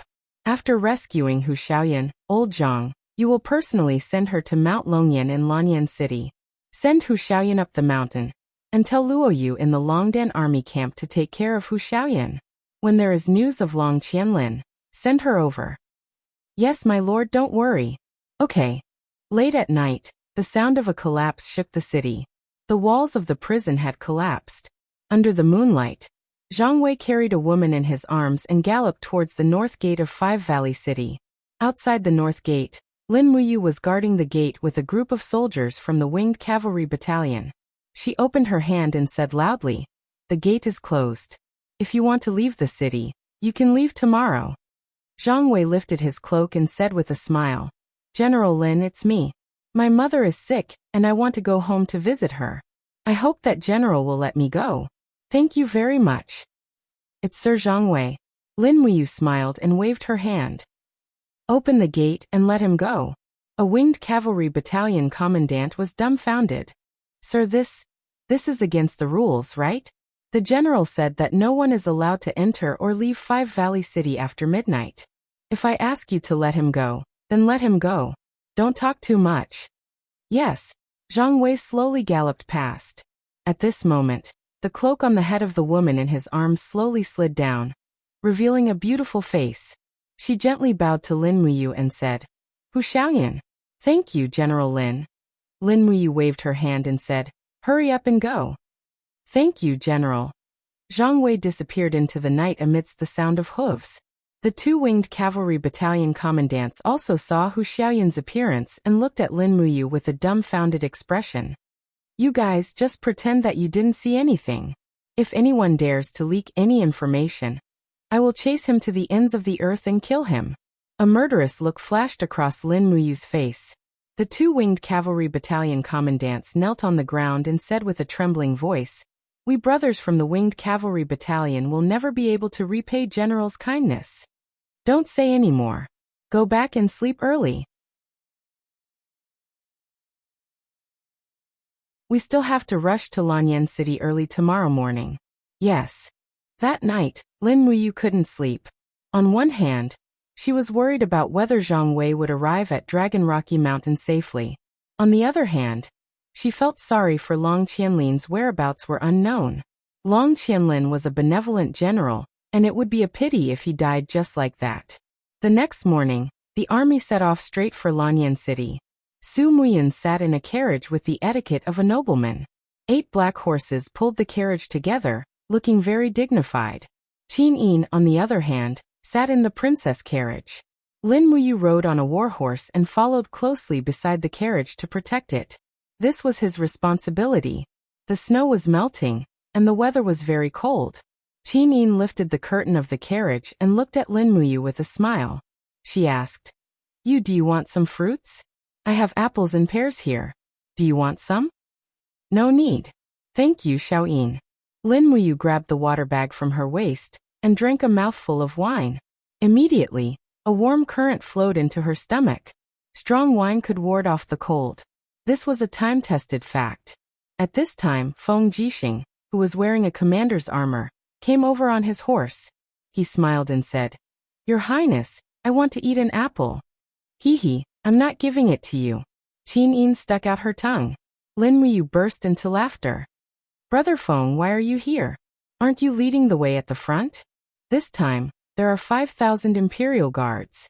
There's no need for me to lead the way. Feng Jixing furrowed his brows and said, On the other hand, Duke Yin ordered me to take good care of the families of the traitor generals in the prison carts at the back. It's really troublesome. I, Feng Jixing, can't stand seeing women being humiliated. Alright, do you know where Zhang Wei went? He disappeared without saying a word. That guy. If it wasn't for his good command, I would have removed him from his position. Lin Muyu took an apple from Qin Yin and passed it to Feng Jixing. I don't know. What does it have to do with me if you don't look after your own subordinates? Feng Jixing took a bite of the apple, and juice splattered everywhere. He looked at Lin Muyu with a chuckle and said in a low voice, Humph, the walls of the imperial prison collapsed last night. A general purposely released a woman. This scene was seen by a beggar. You guys are too dirty. You even need me to clean up after you. I wasted 10 Jinin coins just to get rid of that beggar. Lin Muyu felt a chill in her heart. She couldn't help but say gratefully, Then thank you, Brother Feng. Feng Jixing patted his shoulder and wiped the apple juice on his hand on Lin Muyu's holy temple cloak. Next time you do something like this, let me know, okay? Yes, I know. Hey, remember to treat me to a meal when you return to Lanyan City. I didn't give you 10 Jinin coins for nothing. No problem. I'll treat you to a meal at Tingyu Tower until you're full. Oh, okay. I also want to find 2 beauties to drink with me. That's fine too. Qin Yin looked at Feng Jixing from afar and pouted. General Feng, don't lead my brother you astray. Tingyu Tower doesn't have any beauties to drink with you. General Feng took a deep breath and said meaningfully, Your Highness, you and you are deeply in love with each other. Have you ever thought that a single general like me will also be lonely at night? Qin Yin blushed. She couldn't win against him in an argument. Puff, General Feng, you're not ashamed. Feng Jixing spread out his hands. What's wrong with that? After the banquet last night, didn't a certain crown prince secretly kiss Yu's left cheek in the corner of the administrative hall? Qin Yin's face turned even redder. She waved her fists. I'm going to use the god-binding chains to fight it out with you. Feng Jixing laughed. Look, His Highness is getting anxious. Do you think there's any falsehood in my words? Lin Muyu touched her nose. It's the right cheek. Qinin blushed. I don't want to talk to you guys anymore. At this time, Su Qin, who was riding in front of them, turned around and looked at them in surprise. You guys, what are you doing? Nothing, General. Feng Jixing cupped his fists and said solemnly. Lin Muyu also immediately gave an imperial military salute. General. Su Qin was dubious. He smiled and said, the top 2 of the 4 heroes of Lanyan are so young. The famous generals of the empire finally have successors. You too should work hard to practice, study the art of war, and contribute to the empire in the future. Yes, General. The 2 men who had just flirted with the princess put on a righteous look. They cupped their fists and saluted with the demeanor of a famous general. 4 days later, they arrived at Lanyan City. On the way, Zhang Wei rejoined the troops. The reason was that he wanted to go home to visit his seriously ill mother. But when he returned, his mother had recovered and was healthy, so he came back. Feng Jixing naturally smiled and did not speak. In his heart, he was secretly cursing these 2 bastards. Even their lies were so ridiculous.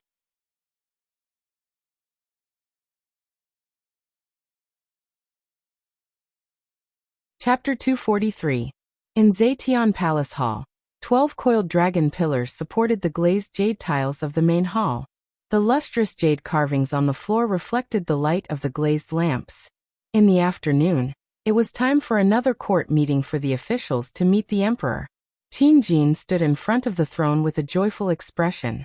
When he saw Su Muyun, Qin Yin, Feng Jixing, and the others coming in from outside, the smile on his face became even wider. He opened his arms and said, Xiao Yin, you're finally back.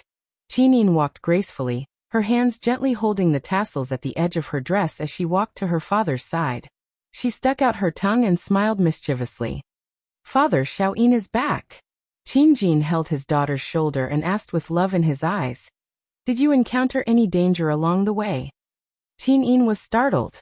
She thought of the terrifying assassin she met by the rice river. The scene of her narrowly escaping death was still fresh in her mind. She couldn't help but tremble and said, it's all right. Aren't I back alive? Imperial father, maternal grandfather also came back with me. Qin Jin nodded with a smile. He walked down the gilded steps and arrived in front of Su Muyun. He cupped his fists and said, Duke Yun, Qin Jin greets you. Duke Yun, it's been a long journey. Su Muyun hurriedly helped the emperor up and said with a smile, Your Majesty, there's no need for such greetings. As the ruler of Yunzhong province, it's my duty to share your Majesty's worries. It's hateful that Hu Tianning minted Jining coins without permission and disregarded the empire's laws. He deserves to die. The attack on Songnan province is a success. We've returned with Hu Tianning's head. Su Qin, who was behind him, walked forward with the gilded box and opened it. Your Majesty, this is Hu Tianning's head. Qin Jin didn't even look at it. He nodded and said, General Su Qin, you've worked hard. I'll send it to Muyu City after the reward. Thank you, Your Majesty. Qin Jin said with concern. Duke Yun, why don't you stay in Zetian Palace Hall today? In any case, there are still many rooms. Even if Duke Yun, General Su Qin, and General Su Yu bring their attendants to stay in Zetian Palace Hall, it won't be a problem. All of you are family, so don't treat me as an outsider. Just treat it as a homecoming. However, Su Muyun cupped his fists and said with a smile, Your Majesty, we are all officials. How can we be so presumptuous? According to the ancestors' instructions, only Your Majesty, your concubines, and your children are allowed to stay in Zetian Palace. It's better for us to stay in the post house in the imperial capital. Then that's all we can do. Duke Yin, you should stay and drink with me tonight. This old subject receives the decree. In the afternoon, Qin Lei led a group of imperial guards to escort Su Muyun, Su Qin, and Su Yu to the post house to rest. Su Muyun didn't bring many guards with him, only 500 million Uruguayan peso city cavalry guards. This was to avoid arousing suspicion. After all, leading too many people into Lanyan City was equivalent to offending the emperor. As a 2-generation meritorious official, Su Muyun naturally knew this well. In Zetian Palace, Qin Yin, Feng Jixing, Lin Muyu, Chu Huayin, and the others were still there. Lin Muyu and Chu Huayin reminisced for a while. When they talked about Chu Yao's recent situation, Chu Huayin smiled proudly and said, Yao's alchemy skills, medical skills, and cultivation have improved a lot. It is said that she can already refine level 7 medicines. The great deacon of the spiritual medicine department is considering whether to promote Yao to one of the deacons of the spiritual medicine department. Wow, Sister Chu Yao is so powerful now? Lin Muyu said happily. Then I'll congratulate her first. Once she is promoted to a deacon of the spiritual medicine department, she will have a sufficient status in the capital. Chu Huayin chuckled. No matter how powerful Yao is, she can't compare to you. Lin Muyu touched her nose and said very modestly, who do I think I am? Haha, don't be so modest. His Majesty will definitely reward you heavily for such a great achievement this time. Just wait and see. I hope so. At this moment, Tang Xiaoxi arrived at Zetian Palace and was brought in by an attendant. She was dressed in red and her beautiful face had a refreshing smile. She said angrily, Mu, you didn't even come to see me when you came back. Your enemy is here. I'll take my leave first. Chu Huayin cupped his fists and smiled. Chu Huayin, will take my leave. Lin Muyu didn't have time to greet him. She turned around and said to Tang Xiaoxi, Didn't I just return to the capital to hand in the order? I can't find time to see you for the time being. On the other hand, Xiaoxi, you're quite well informed. You knew that I was back so quickly. Humph. Tang Xiaoxi crossed her arms in front of her chest, but her breasts were even more prominent. You're right. If it wasn't for the fact that everyone on Tongtian Street said that Duke Muyun and Her Highness Yin had returned to Lanyan City, I wouldn't have known that you were back too. Lin Muyu smiled apologetically. This mission was very confidential, so I didn't have time to inform you. Don't be angry. How was your cultivation while I was away? Tang Xiaoxi smiled faintly. Hee, I've already cultivated the 5th level of the Firefox seal. So fast. Congratulations, Xiaoxi. At this time, Qinin walked down the stairs and said with a smile, Xiaoxi, you're here too. Tang Xiaoxi pouted. Xiaoyin, you're too mean. You secretly went out with Mu and left me alone to cultivate in Lanyan City. Next time you must bring me along. Humph. Qinin pouted. You and I almost lost our lives in Daojiang, and you still say that. What happened? Qinin briefly described the encounter with the man on Daojiang. At this time Chu Chu also came. He listened on the side and couldn't help but look grim. Your Highness, the person you met really did use black do qi. Yes, you and I saw it. Qinin nodded. Really you? Chu Chu confirmed again. Lin Muyu cupped her fists. Yes, Chu. His dark fighting energy is very powerful, but his swordsmanship is even more powerful. It's a swordsmanship that I have never seen before. I couldn't last more than 3 rounds under his sword. If it wasn't for the frost-armored dragon in Daojiang, I'm afraid that Xiao Yin and I would have died in Yunzhong province. His swordsmanship is very powerful. Chu Chu frowned. You, Xiao Yin, come with me. Yes. Qin Yin and Lin Muyu followed Chu Chu and left Zetian Palace Hall. Feng Jixing and Chu Huaying went to carry out their patrol mission. Tang Xiaoxi had nothing to do, so she followed them uninvited. The 4 of them walked along the Sovereign King's corridor and arrived at the library. The moment they entered the library, Chu Chu turned around and said to the library's official, Close the door. No one is allowed to enter without my order. Yes, Sir Chu Chu. With a squeak, the door was closed. Only the 4 of them were left in the library. The candlelight flickered, and it was indescribably quiet. Chu Chu stretched out his hand and said, Sit down and drink some tea. Tell grandfather more about that person. I want to know more. Yes. Although Lin Muyu and Qinin didn't know why Chu Chu was so nervous after hearing about that person, they knew that there must be something important hidden in it. Tang Xiaoxi didn't personally experience the assassination, so she obediently made tea while quietly listening to the 3 of them talk about the assassination. The other person who personally experienced it, Qin Yin's golden rock swift wolf, was like a big dog crawling at the side. It wagged its tail and fawned on Tang Xiaoxi. This made Lin Muyu look down on it. This guy only knew how to act spoiled and cute in front of beauties. It should be killed immediately. Other than his dark doqi and brilliant swordsmanship, what other characteristics does he have? Chu asked. As for the others, Lin Muyu muttered to herself and tried hard to recall. She said, that's right, every time he used his energy to attack, his eyes would turn blood red, like the blood of the sunset. Chu's body trembled slightly. And then, there didn't seem to be any other characteristics. However, he was very arrogant, as if he looked down on me and Xiaoyin. I don't know where he got his confidence from. That's right, we found an iron ruler in the ruins of a temple. This person came for this iron ruler. He said it was some kind of sacred weapon. Is that so? Chu's eyes widened. And then where is this iron ruler? I refined it, Lin Muyu said with some embarrassment. At that time, thousands of horned dragons attacked me and him. He tore us apart and ate us. It was difficult for me to escape. My left arm was bitten, so I cut it off to escape. After losing an arm, I felt that this iron ruler had a strong life force, so I refined it. I didn't think that I would really reconstruct my left arm. What?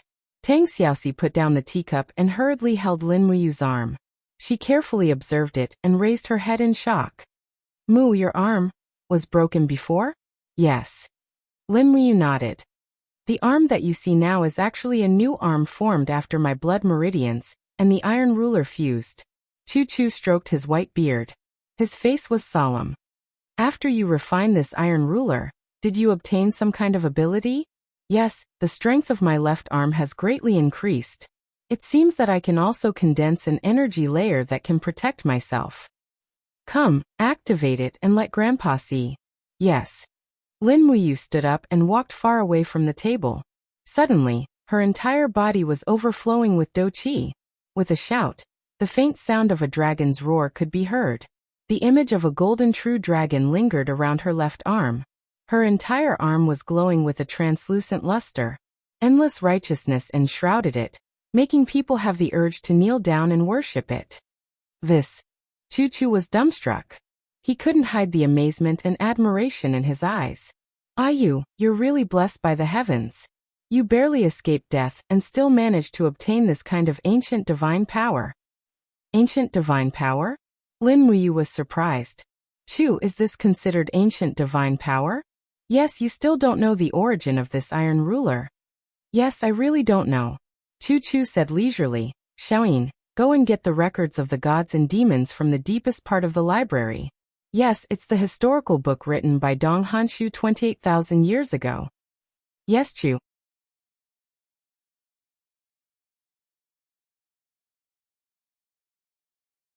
Chapter 244. Qin Yin brought a thick ancient book to the table and handed it to Chu. Chu placed it on the table and quickly flipped to page 17. He pointed at it and saw 9 diagrams, one of which was in the shape of an iron ruler. Chu asked, you take a look. Isn't that iron ruler like this? Lin Muyu moved closer to take a look and was dumbfounded. That's it, that's the iron ruler. Unfortunately, apart from the diagrams, Lin Muyu didn't recognize any of the words on the Book of Gods and Demons. It looked like Sanskrit, but it didn't seem like it either. It should be the ancient words that Qin Yin had mentioned. Chu stroked his white beard and said, there shouldn't be more than 10 people in the entire Shattered Cauldron realm who can understand this Book of Gods and Demons. When I was young, I followed my master and learned this so-called God realm language, so I know a thing or two about it. When I was in my 40s, I took the opportunity to flip through this Book of Gods and Demons, so I have some impression of it. Chu, just tell us where this iron ruler came from. Lin Muyu said anxiously. Chu couldn't help but smile and said, don't be anxious. Let me tell you first. There was a gap in the history of this continent. About 50,000 years ago, it was said that a meteorite fell from the sky and separated the continent. 50,000 years ago, all the civilizations were burned to the ground. Afterwards, it gradually evolved into the Shattered Cauldron realm we have today. Therefore, the history that we can see now only starts from 50,000 years ago. There's nothing before that. What does that have to do with this iron ruler? Qin blinked and asked. Chu Chu smiled slightly and said, do you know that 50,000 years ago, we weren't the rulers of this continent? What? Qin was shocked. Then who was it? About. Chu Chu squinted his eyes and shook his head. I don't know who it is either, but it might be another group of humans. Let's call them the pre-ancient humans for now. These pre-ancient humans worshipped the 9 great gods. Back then, the heaven realm had 9 gods of domination, and they called them the 9 great Buddhas. Each of the 9 gods of domination had a protective sacred weapon, which was the Tianchong demon blade, the glazed sword, the mysterious spiritual ruler, and so on. If I'm not wrong, the iron ruler that you refined was the mysterious spiritual ruler of the 9 great protector sacred weapons. It was the protective sacred weapon of Buddha Xiannan, who was in charge of life and recovery among the 9 gods of domination. Buddha Xiannan is also the Buddha Xianji that we worship today. Qin opened her mouth wide in astonishment. Chu means, the iron ruler that you refined is actually the profound spiritual ruler of the 9 great guardian sacred weapons. That's right. Otherwise, how could we reconstruct his body? Chu Chu stroked his beard and said with a smile, ordinary divine weapons don't have such an ability at all. Lin Muyu squinted her eyes and said, since I refined the profound spiritual ruler, then, who is that assassin? How did he know about the profound spiritual ruler? Chu Chu's eyes lit up and said, if I'm not wrong, this person is a descendant of the pre-ancient humans. He's also the guardian of the 9 great protector sacred weapons. 50,000 years ago, they were the masters of this continent. Tang Xiaoxi opened her mouth. My God! Luckily this person was eaten by the horned dragon, otherwise Mu would be in danger. Chu Chu couldn't help but laugh. Xiaoxi, you're only worried about Yu's safety. Tang Xiaoxi blushed. I didn't. Lin Muyu's expression was solemn as she said, Chu, could there be more descendants of the pre-ancient humans? This person is so powerful. If there really are more pre-ancient humans, I'm afraid the continent will change masters. No. Chu Chu shook his head and smiled. There won't be too many of them. Otherwise, they would have attacked the Qin Empire a long time ago. However, this group of pre-ancient humans has actually started to search for the 9 great protector sacred weapons. This is a warning. Perhaps we humans, who have dominated the continent for tens of thousands of years, should also be on our guard. Lin Muyu and Qin looked at each other, and saw a trace of worry in each other's eyes. At this moment, someone suddenly knocked on the door and said, Chu, His Majesty summons Master Lin Muyu to the Zeibing Hall for an audience. Okay, I'll go right away. Chu Chu smiled faintly. His Majesty summons you for an audience. Go quickly and make some preparations. It should be tonight's celebration banquet. Songnan Province is now completely under His Majesty's control. Your great contribution cannot be replaced by anyone. Amen. Lin Muyu got up and went to the Zeibing Hall. This Zeibing Hall was located right behind the Zetian Hall. It was also the place where the Emperor received some commanders and generals. Summoning Lin Muyu in the Zeibing Hall, the meaning behind it was self-evident. Knock knock. Lightly knocking on the door, Lin Muyu respectfully said, Your Majesty, this humble one has arrived. You come in. Yes. She pushed the door open and entered. She saw Qin Jin holding a rusty saber with a solemn expression. When he turned around, his face showed that he had been through a lot, as if he had experienced a lot in this short moment. Your Majesty, what business do you have with me? Lin Muyu asked. Call me Imperial Father? Qin Jin said with a smile. Yes, Imperial Father. All right, you. Qin Jin walked forward and said, Come with me. Imperial Father will show you a place. Oh, this is... After passing through the Zetian Hall, there was a small pavilion at the back. However, there were 4 Imperial guards standing guard at the front. On the pavilion's simple and unadorned board, there were 3 large words written in flamboyant calligraphy, Soaring Clouds Pavilion. Soaring Clouds Pavilion? Lin Muyu said in surprise. That's right. Qin Jin pushed the door open and entered. Instantly, A gust of cold wind blew from the Soaring Clouds Pavilion. When Lin Wuyu stepped in, she saw that the Soaring Clouds Pavilion was very spacious. Ancient tables were placed in the center. On each table was a piece of armor, a weapon, and so on. Some weapons were long sabers, some were sharp swords, some were war hammers, and so on. Behind each table was a memorial tablet. Lin Wuyu got closer and saw a line of large words written on the first memorial tablet. Spirit of the founding General Xiang Wentian. Xiang Wentian? Lin Wuyu was stunned. The war god Xiang Wentian, Xiang Yu's ancestor? Yes. Qin Jin smiled faintly and pointed to the row of memorial tablets behind him. Soaring Clouds Pavilion is where the Qin Empire enshrines famous generals. Only famous generals with enough contributions can enter the Soaring Clouds Pavilion. The Qin Empire has had thousands of years of fortune, but only 26 famous generals have entered the Soaring Clouds Pavilion. Over the past 100 years of war, the divine Marquis Zheng Yifan and the border general Feng Yicheng have become members of the Soaring Clouds Pavilion. However, Zheng Yifan is still alive, while Feng Yicheng has already died in battle. Lin Wuyu took a closer look and realized that the person ranked second was Luo Tonghai, Luo Yu's ancestor. It was because of this famous general that Luo Yu joined the Longdan army camp. She wanted to become someone like her ancestor. As for Zheng Yifan, he was ranked 7th, and Feng Yicheng was ranked 16th. She basically didn't know anyone else. Lin Wuyu didn't have the time to study the empire's history at the moment. I wonder why father brought me to the Soaring Clouds Pavilion? Lin Wuyu suddenly asked. Qin Jin laughed and said, You heroes are created in troubled times. I think you should understand this logic. Moreover, you are a smart man. There are only you and father in the Soaring Clouds Pavilion. Don't tell me you still don't understand? The Qin Empire is about to fall into chaos. To the south of the Qinling Mountains, the feudal vassals of the 4 provinces all follow the lead of my elder brother, the Prince of Zhenan Qin Yi. I haven't seen this elder brother for many years. To the north of the Qinling Mountains, there are a total of 8 provinces. The North Ridge Province, South Ridge Province, and Earth Star Province are now under father's control.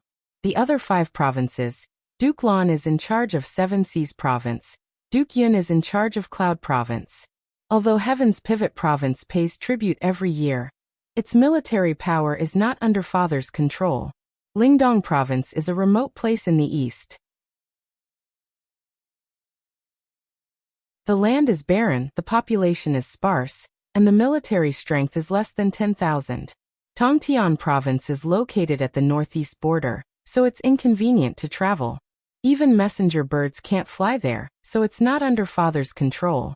As he spoke, Qin Jin let out a long, sorrowful sigh. This empire. If any one of Qin Yi, Sumuyin, or Tanglan were to rebel, I'm afraid the empire would be torn apart. Lin Wuyu was startled. She stepped forward to hold Qin Jin's arm and said, Father, it definitely won't happen. Duke Yun is loyal and generous. Although his son Su Qin is reckless, he's also loyal to His Majesty. Cloud Province won't rebel, but Duke Lan of Seven Seas Province is Xiaoxi's grandfather. Xiaoxi and Xiao Yin have such a close relationship, so Seven Seas Province won't rebel either. In that case, with more than 600,000 troops loyal to father, I believe that the Prince of Zhenan won't launch an invasion, right? Qin Jin smiled. You've seen through it. However, the hearts of men are separated by a layer of skin. Under the temptation of the throne, how many people can maintain their loyalty? Is father worried about Zheng Yifan? Zheng Yifan. Qin Jin sneered. Zheng Yifan is just a dead dog. There's nothing to fear. The person I'm most worried about isn't him. Then, Qin Yi, or Duke Lan and Duke Yin. Sai, let's not talk about this anymore. Qin Jin placed a hand on Lin Wuyu's shoulder. His eyes were full of deep meaning as he said, Father brought you to Soaring Clouds Pavilion to tell you that one day, Father hopes that Yu's name will appear in Soaring Clouds Pavilion. Father knows that it's his destiny, but time isn't on his side. I'm afraid that you'll be the only one who can accompany Xiao Yin in the future. It won't be easy for Xiao Yin to protect this empire. You, Feng Jixing, Qin Lei, and Chu Huaying are father's hopes. Do you know that? Lin Wuyu immediately took a step back. She placed her sword and scabbard on the ground. She knelt on one knee in front of her godfather and said solemnly, Lin Muyu hereby swears that I'll never betray Xiao Yin in this life. A satisfied smile appeared on Qin Jin's face. In that case, father can rest assured. Get up and prepare for tonight's banquet.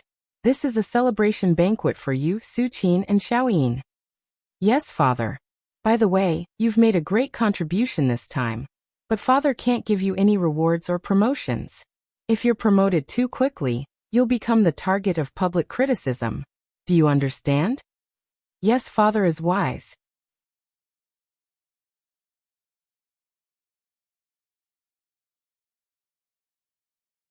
Chapter 245. In the evening, Zetian Hall held a banquet to celebrate Su Qin, Lin Muyu and the others. The head of the sinner, Hu Tianning, was hung high in a bamboo cage above the square, swaying slowly with the wind. Xiang Yu placed his hand on the hilt of his sword and stood silently in the corridor. He raised his head and looked at the heads in the square. A murderous intent flashed in his eyes. At the side, deity Marquis Zheng Yifan said indifferently, Lord Hu Tianning has been honest all his life, but who would have thought that he would lose his integrity in his old age? Minting coins privately, how foolish, how foolish. Even so, he was still a meritorious minister, but he was killed without even interrogating him. Sigh, this is truly lamentable. Lord Hu Tianning, my condolences. A smile appeared on Xiang Yu's face. The divine marquis is right. Hu Tianning may be my uncle, but as an important official of the empire, he knowingly broke the law. He brought this upon himself and has no one to blame but me, his nephew, for taking this as a warning. Zheng Yifan smiled. It's great that Lord Xiang Yu can think this way. If all the soldiers of the empire could be like Lord Xiang Yu, then the world would be at peace. Zheng Yifan's gaze turned cold as he said, However, I also heard that Lord Xiang Yu's mother was also in the Five Valleys city. She was hit by a stray arrow in the chaos that night when they were breaking out of the encirclement. Unfortunately, she passed away. I wonder if this is true? The corner of Xiang Yu's mouth twitched, and he said, Yes. Ah. Zheng Yifan panicked and said, It's really like this. Oh my god, that's really too infuriating. The old madam has been loyal to the empire all her life. How can Su Qin be like this? Lord Xiang Yu, please restrain your grief. Xiang Yu's palm moved slightly on the hilt of his sword. He said lightly, I will send my mother off tomorrow. Thank you for your concern, Marquis. Xiang Yu is fine, I know. This is all my uncle's fault. It has nothing to do with Great General Su Qin. If that's the case, then it's good. Lord Xiang Yu and General Su Qin are both pillars of the empire, and the seeds of future famous generals of the empire. If there's any conflict between the two of you, it won't be good. Ha, rest assured, Marquis, General Su Qin and I will serve the empire together. There is no gap between us. Okay, then let's go to General Su Qin's celebration banquet. Yes, Marquis, this way please. Lord Xiang Yu, please. Tonight, there were a total of close to 300 guests, and it could be said to be a gathering of officials. The celestial emperor, Qin Jin, sat on the throne of the Zetian Palace Hall. Beside him, the tables of Qin Yan and Feng Jixing, the two great generals, were also placed there. It was not because their statuses were very high, but because they wanted to ensure the celestial emperor's safety. As for Qin Yin and Tang Xiaoxi, their tables were arranged to the left of Lin Muyu, so that it would be convenient for him to protect her. A little further away were the tables of Chu Huaying, Zhang Wei, Wei Chou and the others. Among the imperial guards, those whose cultivation had stepped into the heaven realm had already been seated, and all of them had brought their weapons with them. As for the civil and military officials who had come from outside, they had to remove their weapons before entering the Zetian Palace Hall. In fact, even Su Qin, Xiang Yu, Zheng Yifan, and the others were not exempted. This was the rule, and no one could be exempted. Not long after, the celebration banquet began. A group of palace maids danced in the center of the hall, and the musicians played a tune. Qin Jin raised his cup with a smile and said, Songnan province's Hu Tianning minted coins without permission, and he has long had the intention to rebel. Now that the matter has been exposed, Duke Yun, Her Highness Qin Yin, General Su Qin, General Lin Muyu, and the others have made great contributions in quelling the rebellion. My beloved officials, let's raise our cups and celebrate. Everyone raised their cups and drained them in one go. Lin Muyu was a little slower, and her gaze fell on Xiangyu.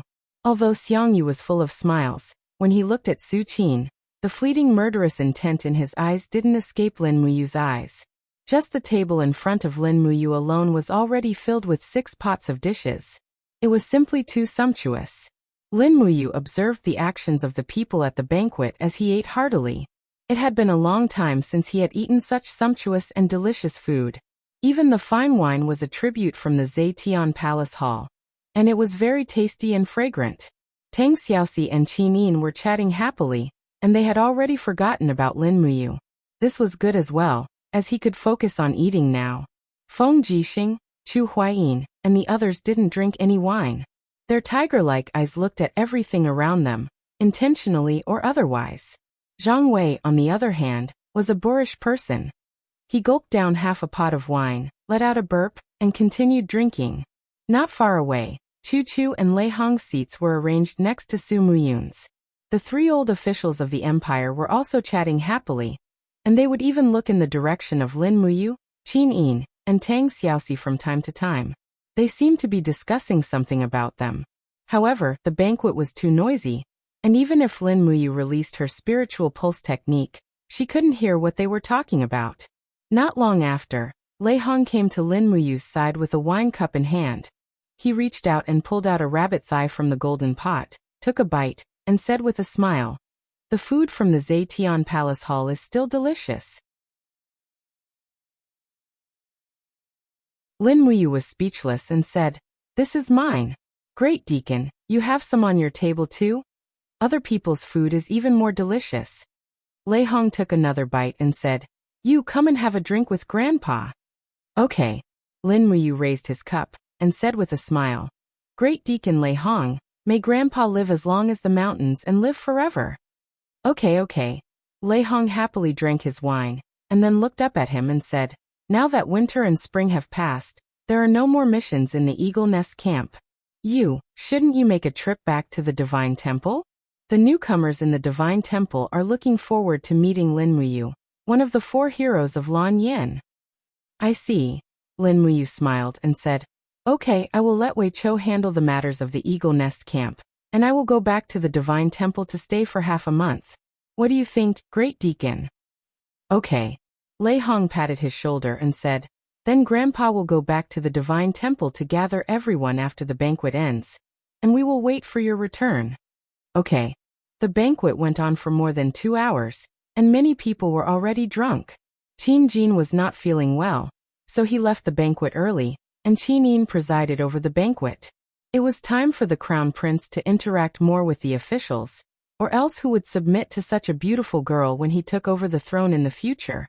When the banquet ended, Lin Muyu had Wei Chou, Xia Hosang, and the others stay at Zetian Palace for the night, and they were responsible for the safety of His Majesty and the princess. Lin Muyu escorted Tang Xiaoxi back to the Duke's mansion. On the long corridor outside Zetian Palace, a group of people walked side by side with their horses. Lin Muyu, Tang Xiaoxi, Su Qin, and Su Er were among them. Duke Yin sat in the carriage, and he was old and frail, and couldn't bear the torment. "Will Uncle and Aunt Si really stay at the post house tonight?" Lin Muyu asked. Su Er chuckled and said, "Of course. There is no Duke's mansion in Lanyan City, so we can only stay at the post house." Tang Xiaoxi giggled and said, "If Aunt Si doesn't mind, you can accompany Duke Yin to stay at the Duke's mansion of the 7 Seas. We have many empty rooms, and we have enough servants." Su Er laughed and said, "No need to trouble Princess Shi. We will leave early tomorrow morning, and we can just stay at the post house tonight." "Oh right, you have to escort Princess Shi back to the mansion. She only brought 4 guards with her, and that's not enough. It just so happens that you are going back to the Divine Temple, so it's on the way." Lin Muyu nodded and said, "Okay, I understand." After watching Duke Yun, Su Qin, and Su Yu return to the post house, Lin Muyu escorted Tang Xiaoxi back to the Duke's mansion, and then he returned to the Divine Temple.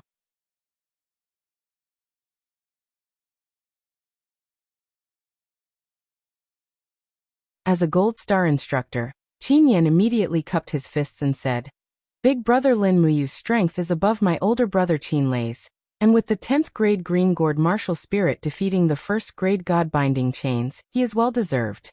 With him as a deacon, I, Qin Yan, am the first to be sincerely convinced. Another Gold Star instructor also cupped his fists and said, Lord Lin Muyu is well deserved to be a deacon. Very quickly, everyone expressed their agreement. Lei Hong turned around and smiled. You see, it's well deserved, you're definitely going to be a deacon. Lin Muyu was extremely helpless, and could only nod his head. All right then, I'll give it a try first. That's right men, bring Deacon Lin's new armor over. Yes. You're tuning in to the Li Mei's Wuxia Whispers YouTube channel. We're so grateful for your support and don't forget to subscribe to join us on this incredible journey through captivating stories.